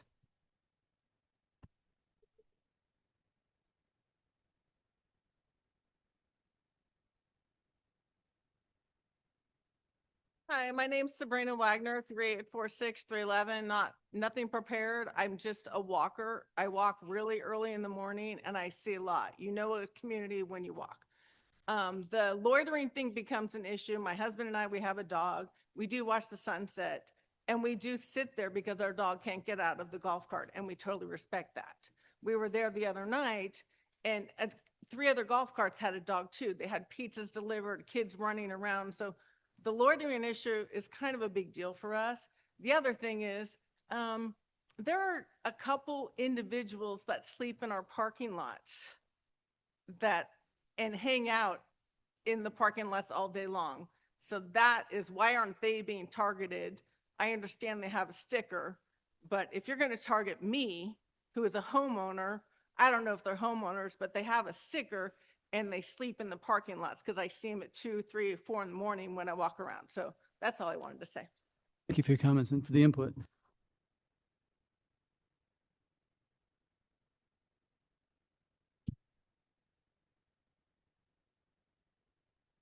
Hi, I'm Bob Mitchell. I moved in here a couple years ago and started paddling over to Sunset and met a bunch of great people there. And I'm opposed to changing the language in this right now because, like others have said, it's very broad. We have, POA security guys that are writing tickets that, like, they tried to get me. And he says, the law is you have to stop for 3 to 4 seconds. And I was like, are you sure? I'm trying to give him a chance to backpedal. He goes, nope, it's Canyon Lake rule and the California. I said, no, you're wrong. 22450 says you have to make a full and complete stop behind the line. If there isn't a line, you have to make a full and complete stop safely. He said, you want to see my camera? I said, yeah. So we go and watch it. I sat there for 4 seconds. He didn't give me the ticket because he realized that he was in the wrong and I had made a stop. What this whole thing about the loitering has brought to me is that when we are down at Sunset, we do have neighbors that are playing tennis and loud music isn't cool for them. I don't like the loud music either when we're down there because we come to socialize. So I think that with the police coming in, like maybe we should wait and see how the patrol could handle the situation. It might, make people think about their actions if there's police around, and it's brought awareness that people down there need to, be better neighbors to the park, to the tennis courts, people coming into the lodge and whatnot. So that's it. Appreciate that. Thank you for your comments. Appreciate it.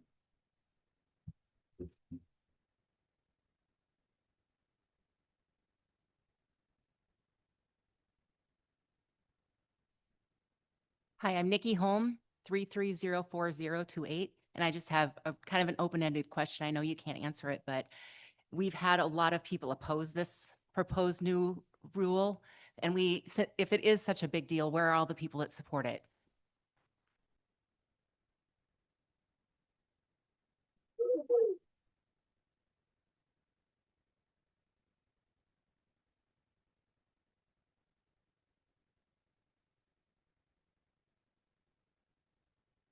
Good evening. Does anybody remember Obamacare? When Obamacare is being written, it said that you'll be able to keep your provider. If you like the provider you can keep it. Then it got passed, but the writing of it, when it was presented to everybody, it said, but it doesn't say that. And President Obama, it could be any president. I'm just giving an example here. Said, well, don't worry about that. I know what we're going to do with this thing. It doesn't really apply, blah, blah, blah, blah, blah. It got passed and bam, people lost their insurance. This is what this feels like, okay? So take away the politics on that. This is what it feels like. And my concern is not you people. I trust you people. I believe what you're saying inside of that. It's for future boards to interpret.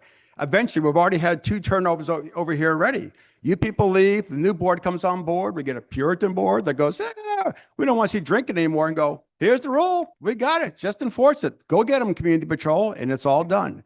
Let's remember what happened with the Trump flags when a board president said that invoke the Emergency Powers Act that you have as a board president under public safety, because 3 people said they felt threatened by a flag, and they went ahead and then shut down the, Art, do you have a comment on this specific ruling? what's that? Do you have a comment on this specific ruling? Yes. Okay.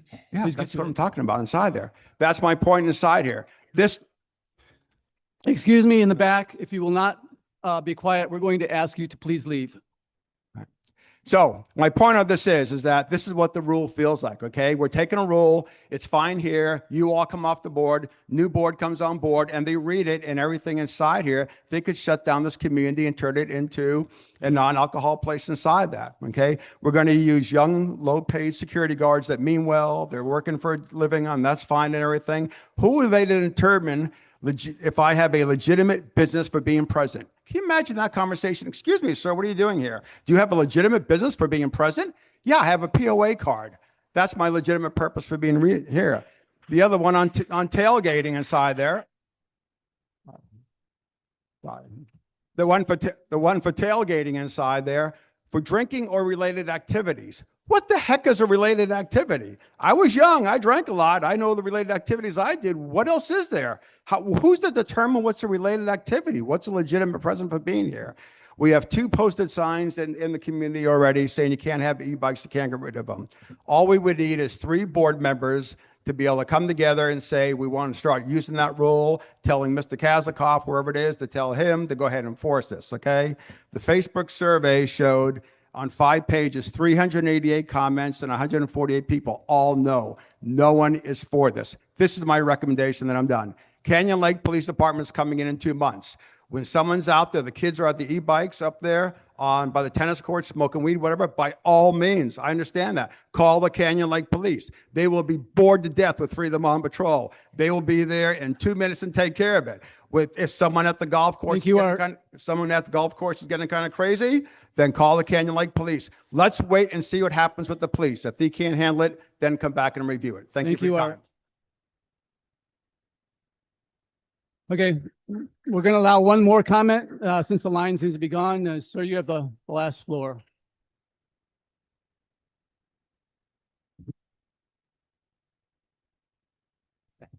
My first time here. Hello, track and lot 377-913. I just want to echo a lot of what everybody's saying here. I just have a few notes. I won't be long.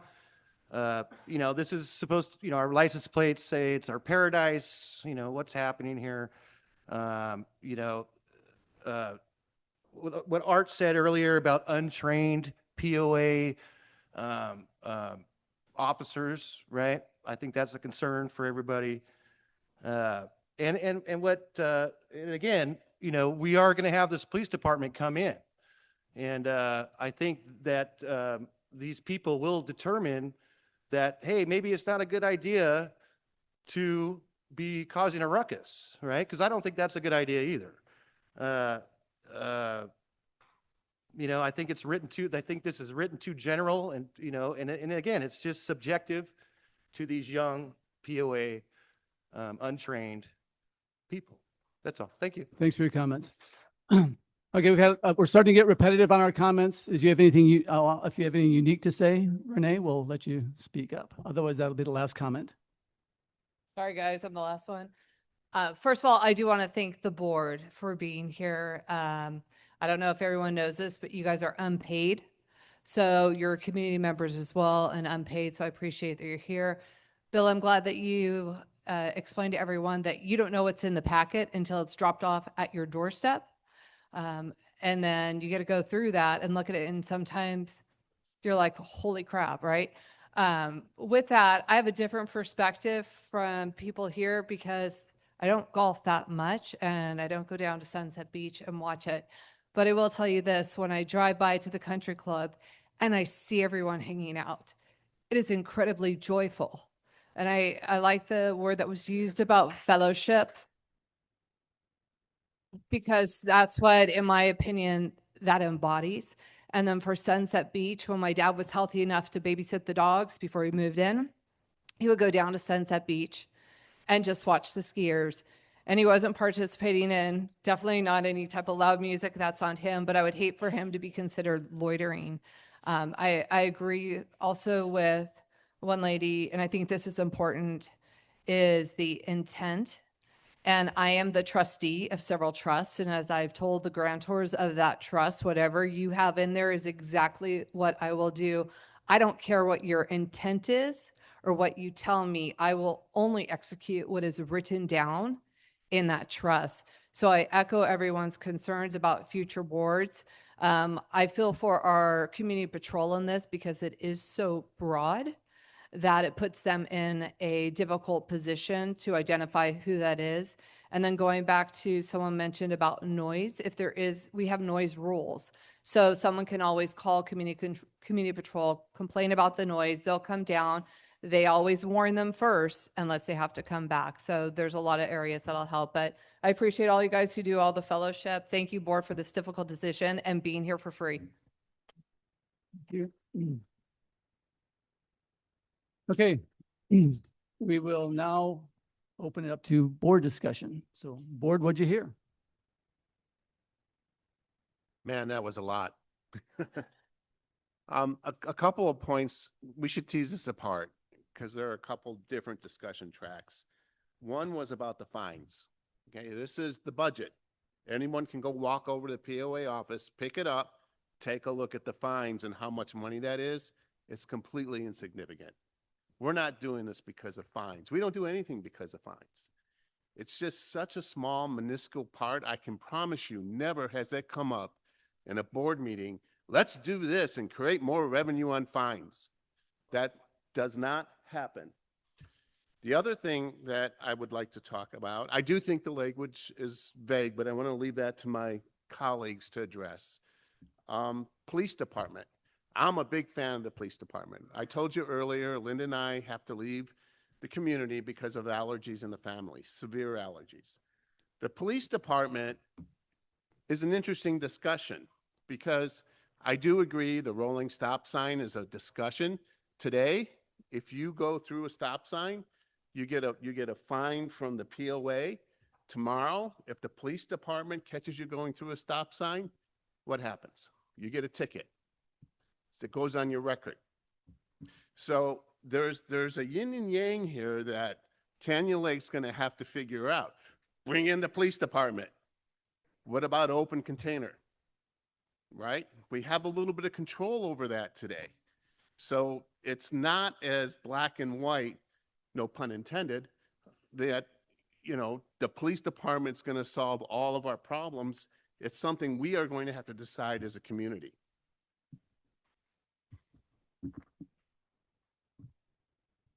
First of all, I just want to thank everybody for coming out and voicing your opinion. That's what this is all about, and that's what we're up here to hear. Some good points were made, and I am in favor of looking at this rule. I think you're right. It could be worded perhaps better, and we thank you for that feedback.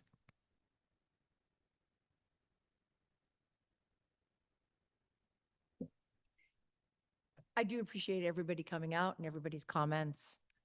It's really great to get them in this forum versus social media. So I appreciate everybody taking the time to come out. That's first. Second, I think, you know, we say from the very beginning, we are imperfect humans. We do this to the best of our ability. And I think there are times when we take action and we look back and we go, was it best? And the purpose of a 28-day rule is that we can take that feedback back and we're able to think deeper, harder, differently, and come up with what might work.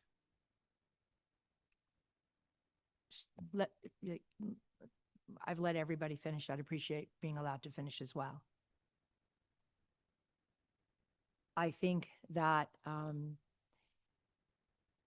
for people who have said, you know, I've been here almost 40 years.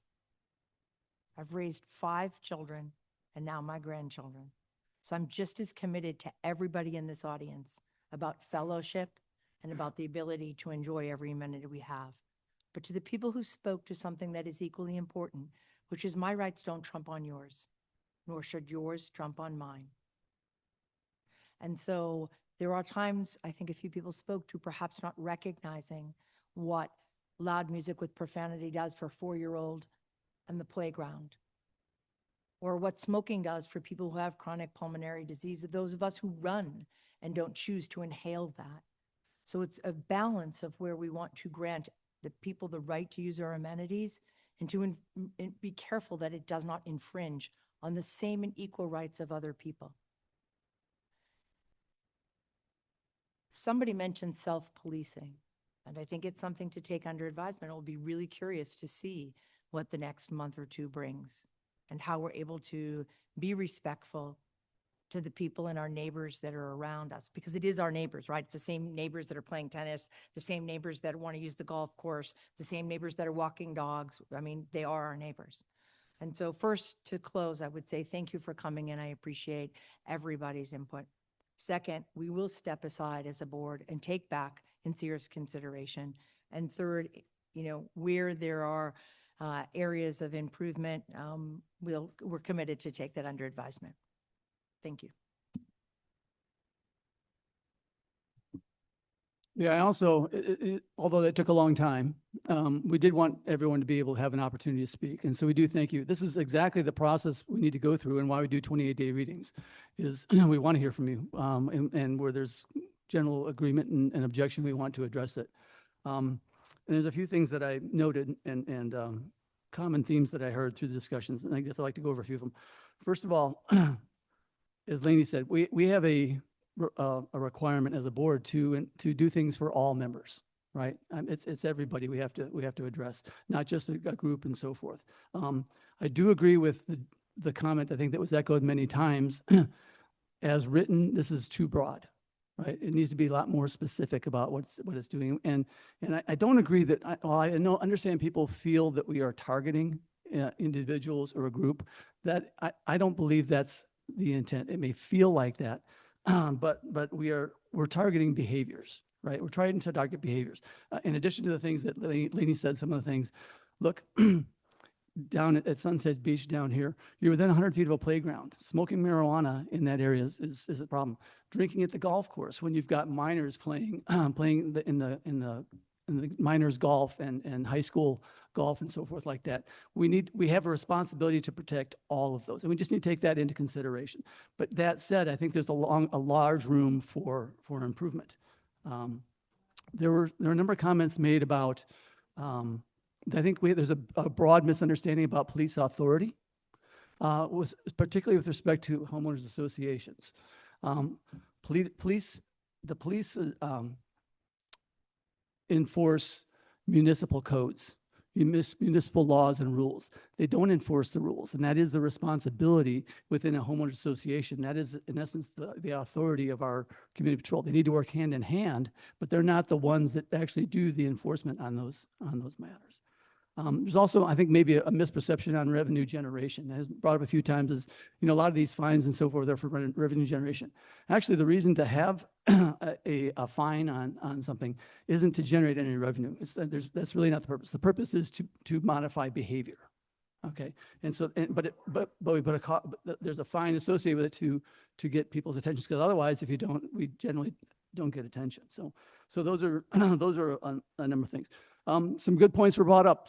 People sleeping in parking lots, note taken. We will certainly go address those kinds of things with our community patrol. Those should be done.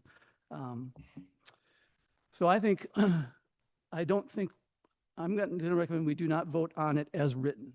However, I would like to propose a subsidiary motion to amend it as follows. One is we look at the writing where it says, all we're changing in here is adding the tailgating. And again, the purpose of the tailgating is for again, kind of takeovers of large groups. I will add before I get to the changes on this, I do want to add a comment. I know some people feel, a number of family golf members spoke up, and thank you for coming and speaking up. We appreciate that. We do recognize we had a good conversation with your board about some of the behaviors, and we believe there's a good faith effort being made to address that. We appreciate the progress, Joel, that the board is doing, and we want to continue to work along those. So I think we're heading in a good direction. I think that's positive. That said, I do think there's room for this rule. So a legitimate comment that was brought up. There's a legitimate comment for where it says legitimate business. I think if we would revise that statement to just say authorized, without authorization. Because legitimate business is a bit too broad and vague. I'm trying to do that. Excuse me, it is not time for public comment. It is a board making this is our change. If you don't like it, you're welcome to leave. But we're going to continue with this part of the meeting. I'd like to add, I'd like to, instead of, it says related activities, I would like to change that last sentence to say prohibited activities. And I'd like to then add a statement after activity to say, where posted signs prohibit such conduct at the specific areas of golf cart parking and lodge parking lots. So the subsidiary motion would. Order. If you don't like it, please step out.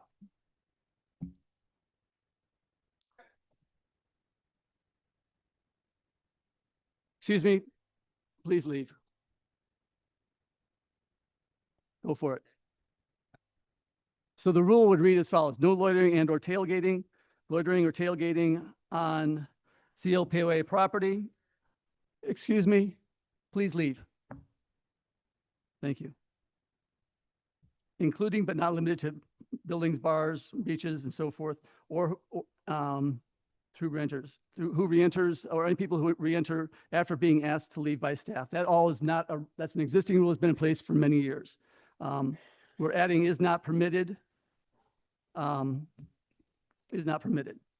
As used in the rule, loiter means to delay, linger, or to idle about any above property places without authorization for being present. Tailgating means congregating, gathering, or remaining in or around vehicles, golf carts, or parking areas for social drinking or prohibited activities, where posted signs prohibiting such activity, such conduct at the golf cart parking and lodge parking areas. That's a subsidiary motion. Is there a second? Or is there any more discussion? Would anyone like to make further adjustments? No, I'm new, so I'm not sure if this is even possible. I would like to table this.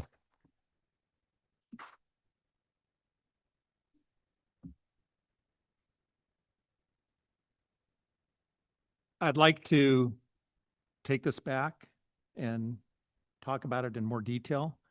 I don't think people can see what you're saying. I think they need to see the written, and I think we need to put a little more work into the written. So I would suggest that we table this. That's a second motion. Is there a second to either one of those?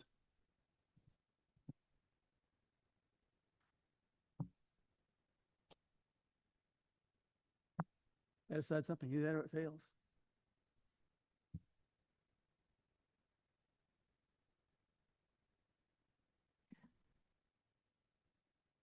I think we need to take the language back. I think we need to think a little bit deeper about some of the feedback here today. And I don't know if the right word is table, but I think we need some more discussion among ourselves, having heard some of this stuff tonight, Bill, and it's typical. We have a first and a second to table the motion. All in favor of a tabling motion, say aye. Aye. Aye. Aye. Aye. Hearing four in favor, motion is tabled.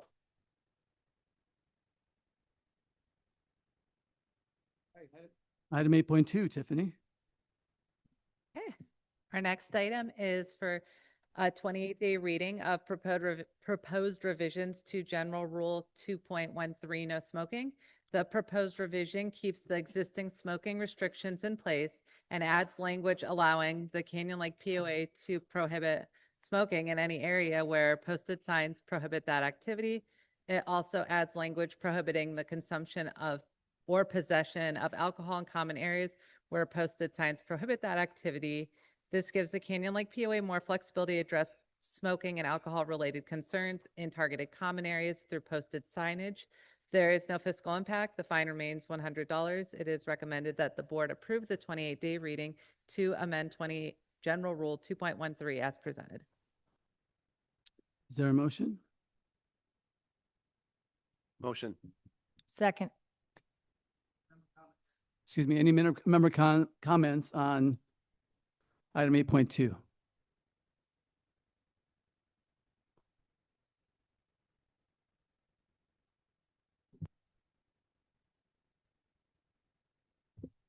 Hi, Denise Jones, 3868-169. I'm going to go ahead and talk on this one too, because everything's about posted signs. It sounds like maybe we've already got a bunch of signs waiting to be posted and to be put around places. And I'm a little bit concerned. Canyon Lake has always been a place where you've been able to go and have a beer on the beach and relax, or a glass of wine. And now it just seems like there's becoming a lot of restrictions. So I'm a little bit concerned about this. Another $100 fine. So just, I want you to think long and hard. If we have problems with people drinking, being belligerent and drunk, let's call the police out, because of course our POA security can't do anything about it. We get the police in here and we have it taken care of. And why don't we let the 64-year-old lady like me have her glass of wine on and relax and enjoy her evening and not end up with another ticket. So I'm just concerned about all the posted signs that are going to be all over our community and all the rules and regulations that are being imposed upon us. There you go. Thank you. Anyone else? Ma'am?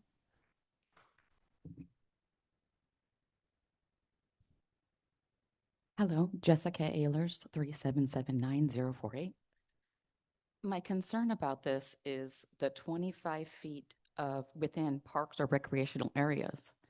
So if there's no smoking or alcohol allowed within 25 feet, where is it allowed? Where will these signs be? We have no idea where you're going to put these signs. Is it at the beach? Is it at my dock that I pay for? Where will these signs be? That's my question. Thank you.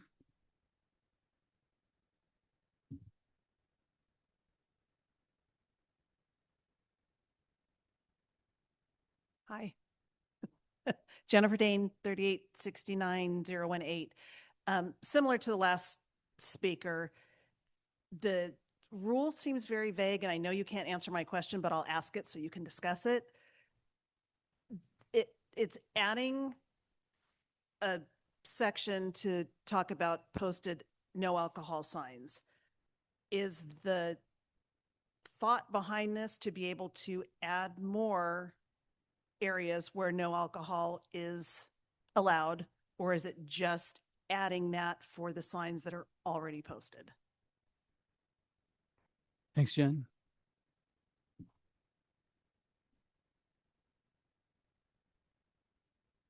I'm not familiar where in Sunset Beach, where you can't smoke or can't drink. Where is the boundaries? Have you guys been to the beach on a weekend? Boats pull up all along the beach and everybody's drinking and everybody's smoking. How do you propose to stop that? And where's the line? Is it the parking lot? Is it the sand? Is it in the lake? Is it in the parking lot? Or is it the whole area? Nobody could smoke, nobody could drink? How do you propose to enforce that? It's just a question. I just don't understand. Well, unfortunately, we're not able to answer questions Yeah, in this okay. session, but I appreciate your comments. Thank you. All right, thank you.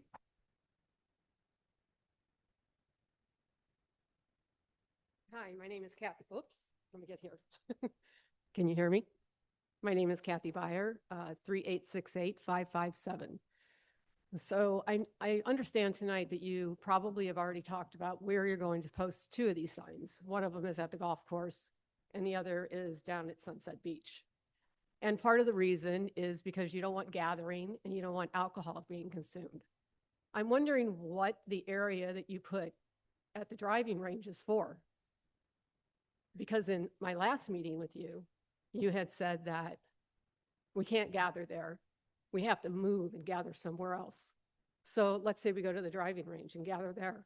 Our golf carts are still going to be parked all over. We're not going to park them out in the parking lot. We have $5,000 bags on our golf carts. right? We like to gather at our golf carts because we want to protect our property. So are the 2 signs that you intend to post going to be posted within the next couple of days? This is a question. It's a 28-day reading. Pardon me? This is a 28, So they won't be If voted posted upon. until the 28 days. it would, no rule would be posted until after approval of the rule. So nothing. No signs will be posted until after the 28 days. Okay. After it's voted on in 28 days. It wouldn't be till after that at most. 28-day reading to go over the rule, so. Right. So no sign is being posted Correct. until after the 28 days. Okay.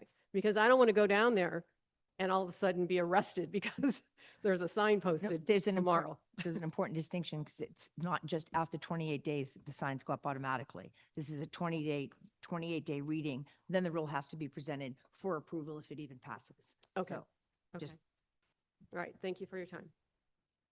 Thank you. Thank you. Okay, any others? Board discussion?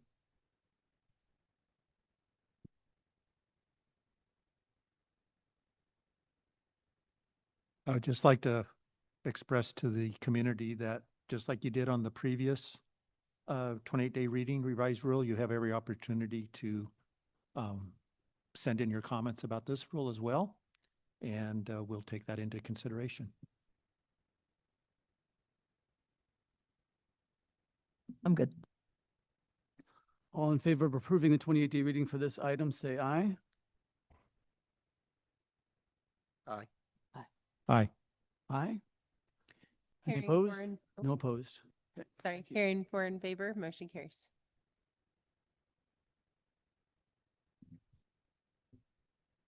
Well, Tiffany, you're the star of the show today. Let's go into 8.3. I know. The only one up here tonight, goodness. Okay, this next item is for final approval of the new rule, courts and fields 2.9 cooking devices and court surfaces. At last month's meeting, you approved the 28-day reading for this rule prohibiting cooking devices on court surfaces, but during our discussion, you requested some additional context in regards to the activity that was taking place on the courts. So we've added some photos in showing examples of grease residue and staining left on the court surfaces after cooking activities.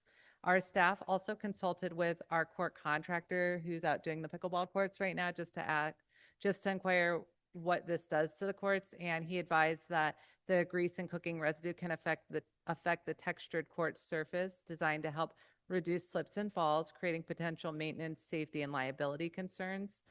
The proposed rule prohibits cooking devices, barbecues, or grills on all court surfaces. Propane grills would still be allowed in designated areas and must follow safety requirements. Charcoal fire grills would also be allowed in their designated barbecues. The proposed fine is $100 plus the cost of repairs. Staff recommends approving the new rule. Motion? Motion. Second. Any member comments on this? No member comments? Board discussion? All pretty straightforward. Okay, all in favor of approving this item 8.3, say aye. Aye. Aye. Any opposed? Hearing 4 in favor, motion carries. 8.4, Tiffany. Okay, still got me. So this item is for final approval of the revision of General Rule 5.10 or 5.10, sorry, failure to stop for stop sign. At the May meeting, the board approved the 28-day reading to revise the rule. The proposed change replaces the current flat $250 fine with a tiered schedule over a 36-month period, $150 for the first offense, $250 for the second offense, and $350 for the third offense. The purpose is to make this rule more consistent with the Canyon Lake POA's progressive enforcement approach for other traffic-related safety violations while still maintaining accountability for repeat offenses. The staff recommends approving the revision as presented. Do we have a motion for this? Motion. Second. Member comments? Board discussion? Comments? This one again is a follow-up to the 28-day reading we had last time. This did come out of our Rules Committee. Also, Appeals Committee recommended this. This is actually reducing the fines now, making it more consistent. So All in favor of approving this rule, say aye. Aye. Any opposed? Hearing four in favor, motion carries. All right, and last one, Tiffany. This item is the best item. It's for an appointment to our Recreation Committee. It's the appointment of Carolyn Van Fleet. There are currently 2 open positions on the committee. Carolyn applied, interviewed with the committee, and was selected to fill one of the open seats. She demonstrated strong support for recreational activities in the community and brings experience in planning and executing of activities and events. And she has also been an active Canyon Lake member since 2016. There is no fiscal impact, and it is recommended that the board approve the appointment of Carolyn Van Fleet to the Recreation Committee contingent upon execution of a confidentiality agreement effective immediately. Motion. Second. Member comments? Ahead. Board comments? I know her quite well. Did I get the year right? Was it 2016? And she's exceptional, so. All in favor, say aye. Aye. Aye. Any opposed? Hearing four in favor, motion approved. Thank you, Tiffany. All right. And let's bring it home, Ken.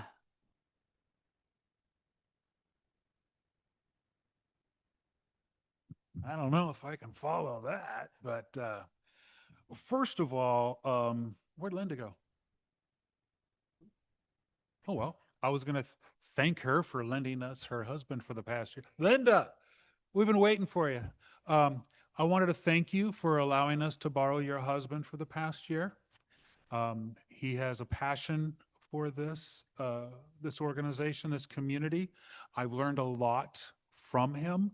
And when you leave, you're going to be missed, and we're going to know you're not here. And that's, it's like I said, I can't believe the year has gone by so quick because there's been so much. Thank you, Ken. Much appreciated. My pleasure. I'm here because the Security Advisory Committee has a vacancy because Terry Jarvis thought he had better things to do. So we're going to, congratulations on your promotion to the Board of Directors. And so board, today I'm here to discuss the appointment of Stanley Young, who's currently an alternate member of the Security Advisory Committee. He is consistently contributing to this organization. He comes to every meeting, and it is recommended that the board approves the appointment of Stanley Young from alternate member to regular member of the committee. Motion. Second. Member comments? Board comments? All in favor of approving Stan Young, say aye. Aye. Any opposed? Hearing four in favor, motion carries. Thank you, Ken. All right, it has been longer than normal tonight. And so I'm going to propose that we just have the board speak once instead of twice. If you want to roll your liaison committee reports into it, we can do that at the end. So with that, Eric, let's give us your general manager's report, please. Well, I had a big speech for all the new people in the room, and then they left, so. So I'm going to keep it real short. Bids were due this afternoon for our year 4 paving project. So you should see us bring that to the board next month. We're about 60% design on our last 2 gates in Canyon Lake, which are for Black Horse and Sorrel, the Ranch Estates streets. And we will post that request for proposal online when it's ready to go out to bid. And I was going to say, people new to the board meeting, please walk them through the agenda and talk about how fantastic all our staff reports are, starting with Susan's financial dashboard on page 7. So those of the new people who went home and are, I'm certain, still watching on Facebook or YouTube, that report's on page 7.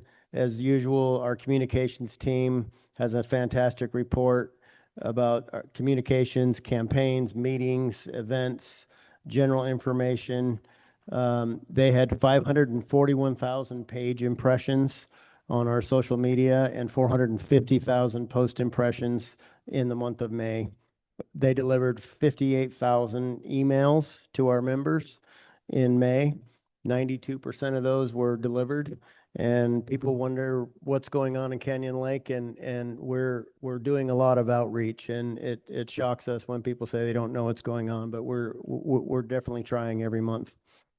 And then just the rest of we've had a long night, so I won't go through the rest of it. But every one of our departments puts a very comprehensive report together, and I urge people to take a look at the agendas. The agendas are available online and also on the table when you walk in the room. Let's see, operations. Yes. Oh, sorry. Let's see. I'm going to leave it there and just thank Bill Medved for his volunteer service and wish him and Linda the best.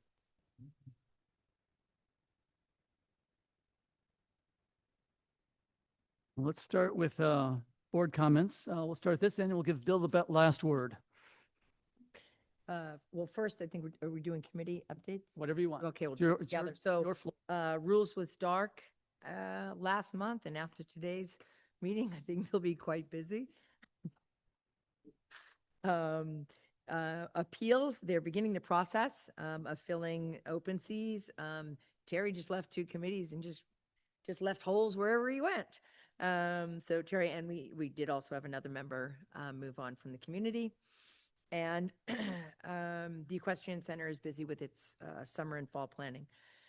With regards to my friend Bill, it has been a fun and challenging year. I'm not sure either one of us knew what to expect when we walked into the crises that we did. And I think our first meeting was like 9 hours long. But I think we both agree what a year it has been and some very unique challenges, but you never shied away from a hard conversation. Conversations that you stayed true to your commitments that you made during your campaign. And they demonstrated mightily your integrity to the process and to the position that you took. I wish you and Linda, Robin and I, wish you and Linda the best in your next chapter, wherever that leads, but we sure hope that the road brings you back for a visit. Thank you, Lainey.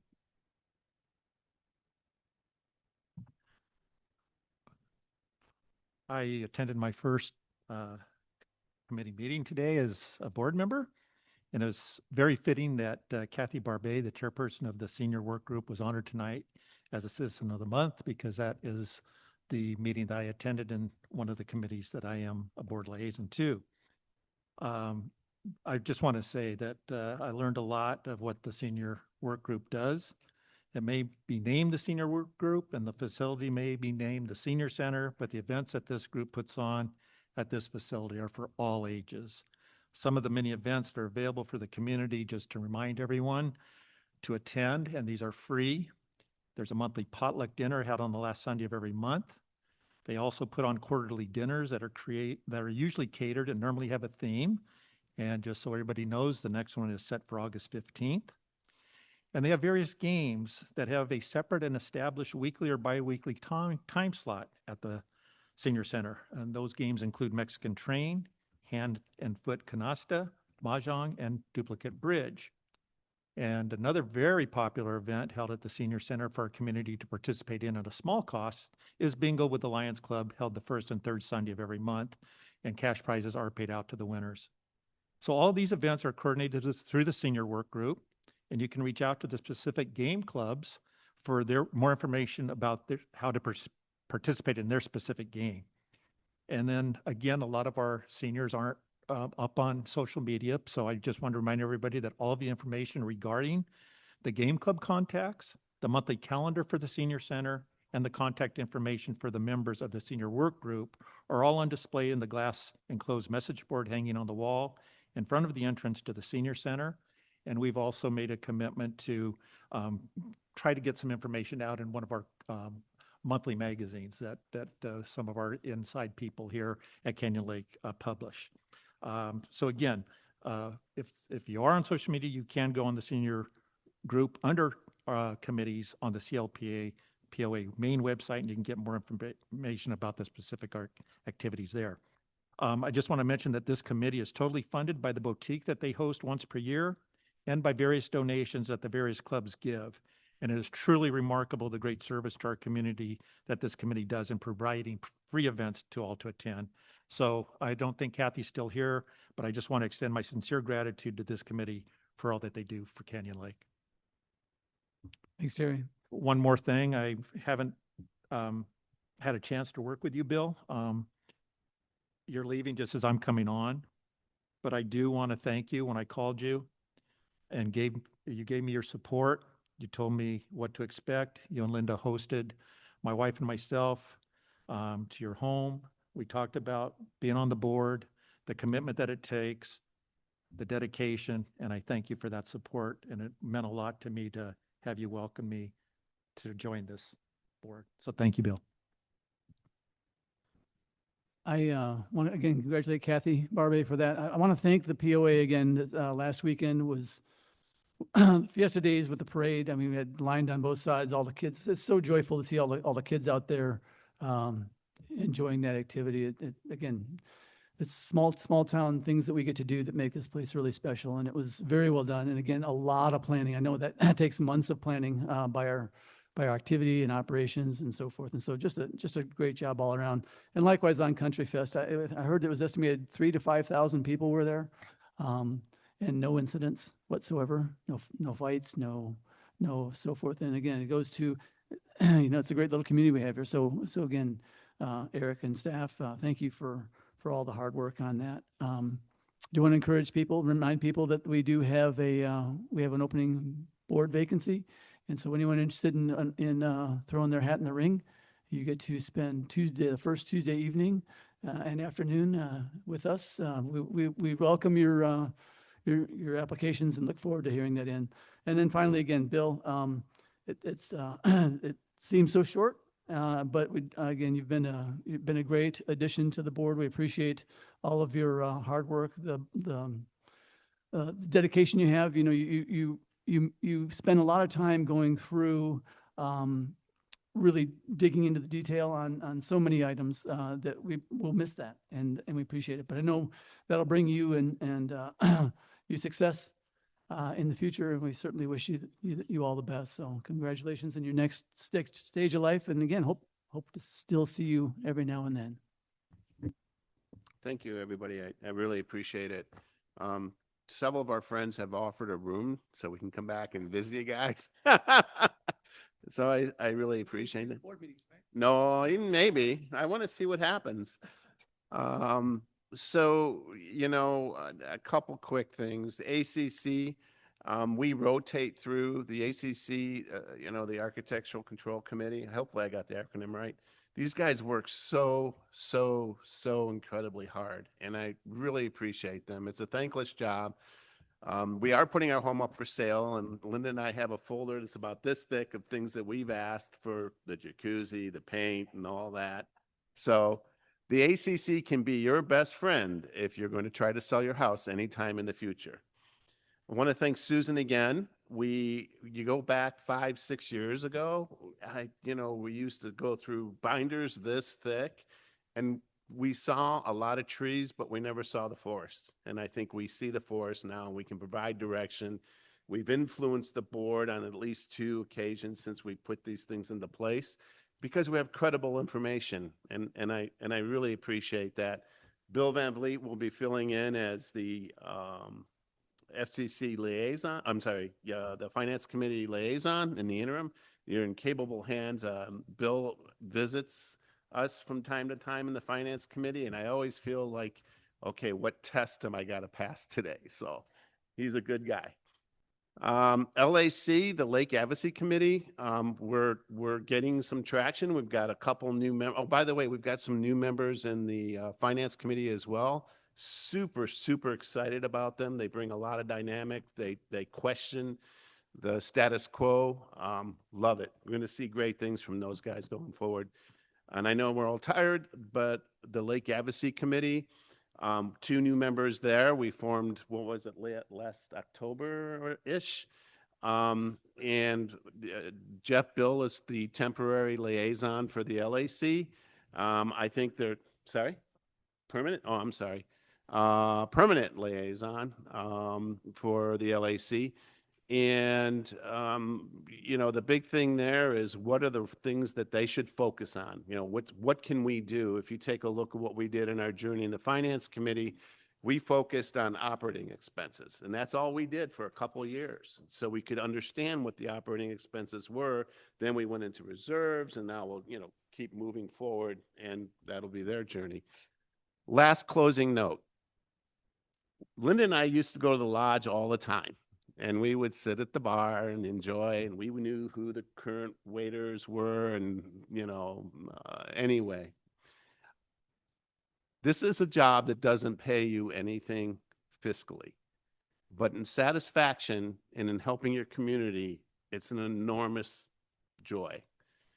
Sometimes at the bar, if you want to talk to one of us, maybe don't tell them everything that's wrong with the POA at 8 o'clock at night.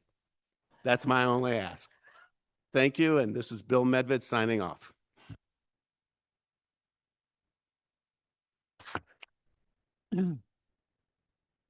Okay, with that, we are going to take a 10-minute recess. We do have an ACC appeal that we need to go over tonight. So the fun's not over yet for the board members, but if those of you who have had enough, you're welcome to sign off or exit at this point. Thank you.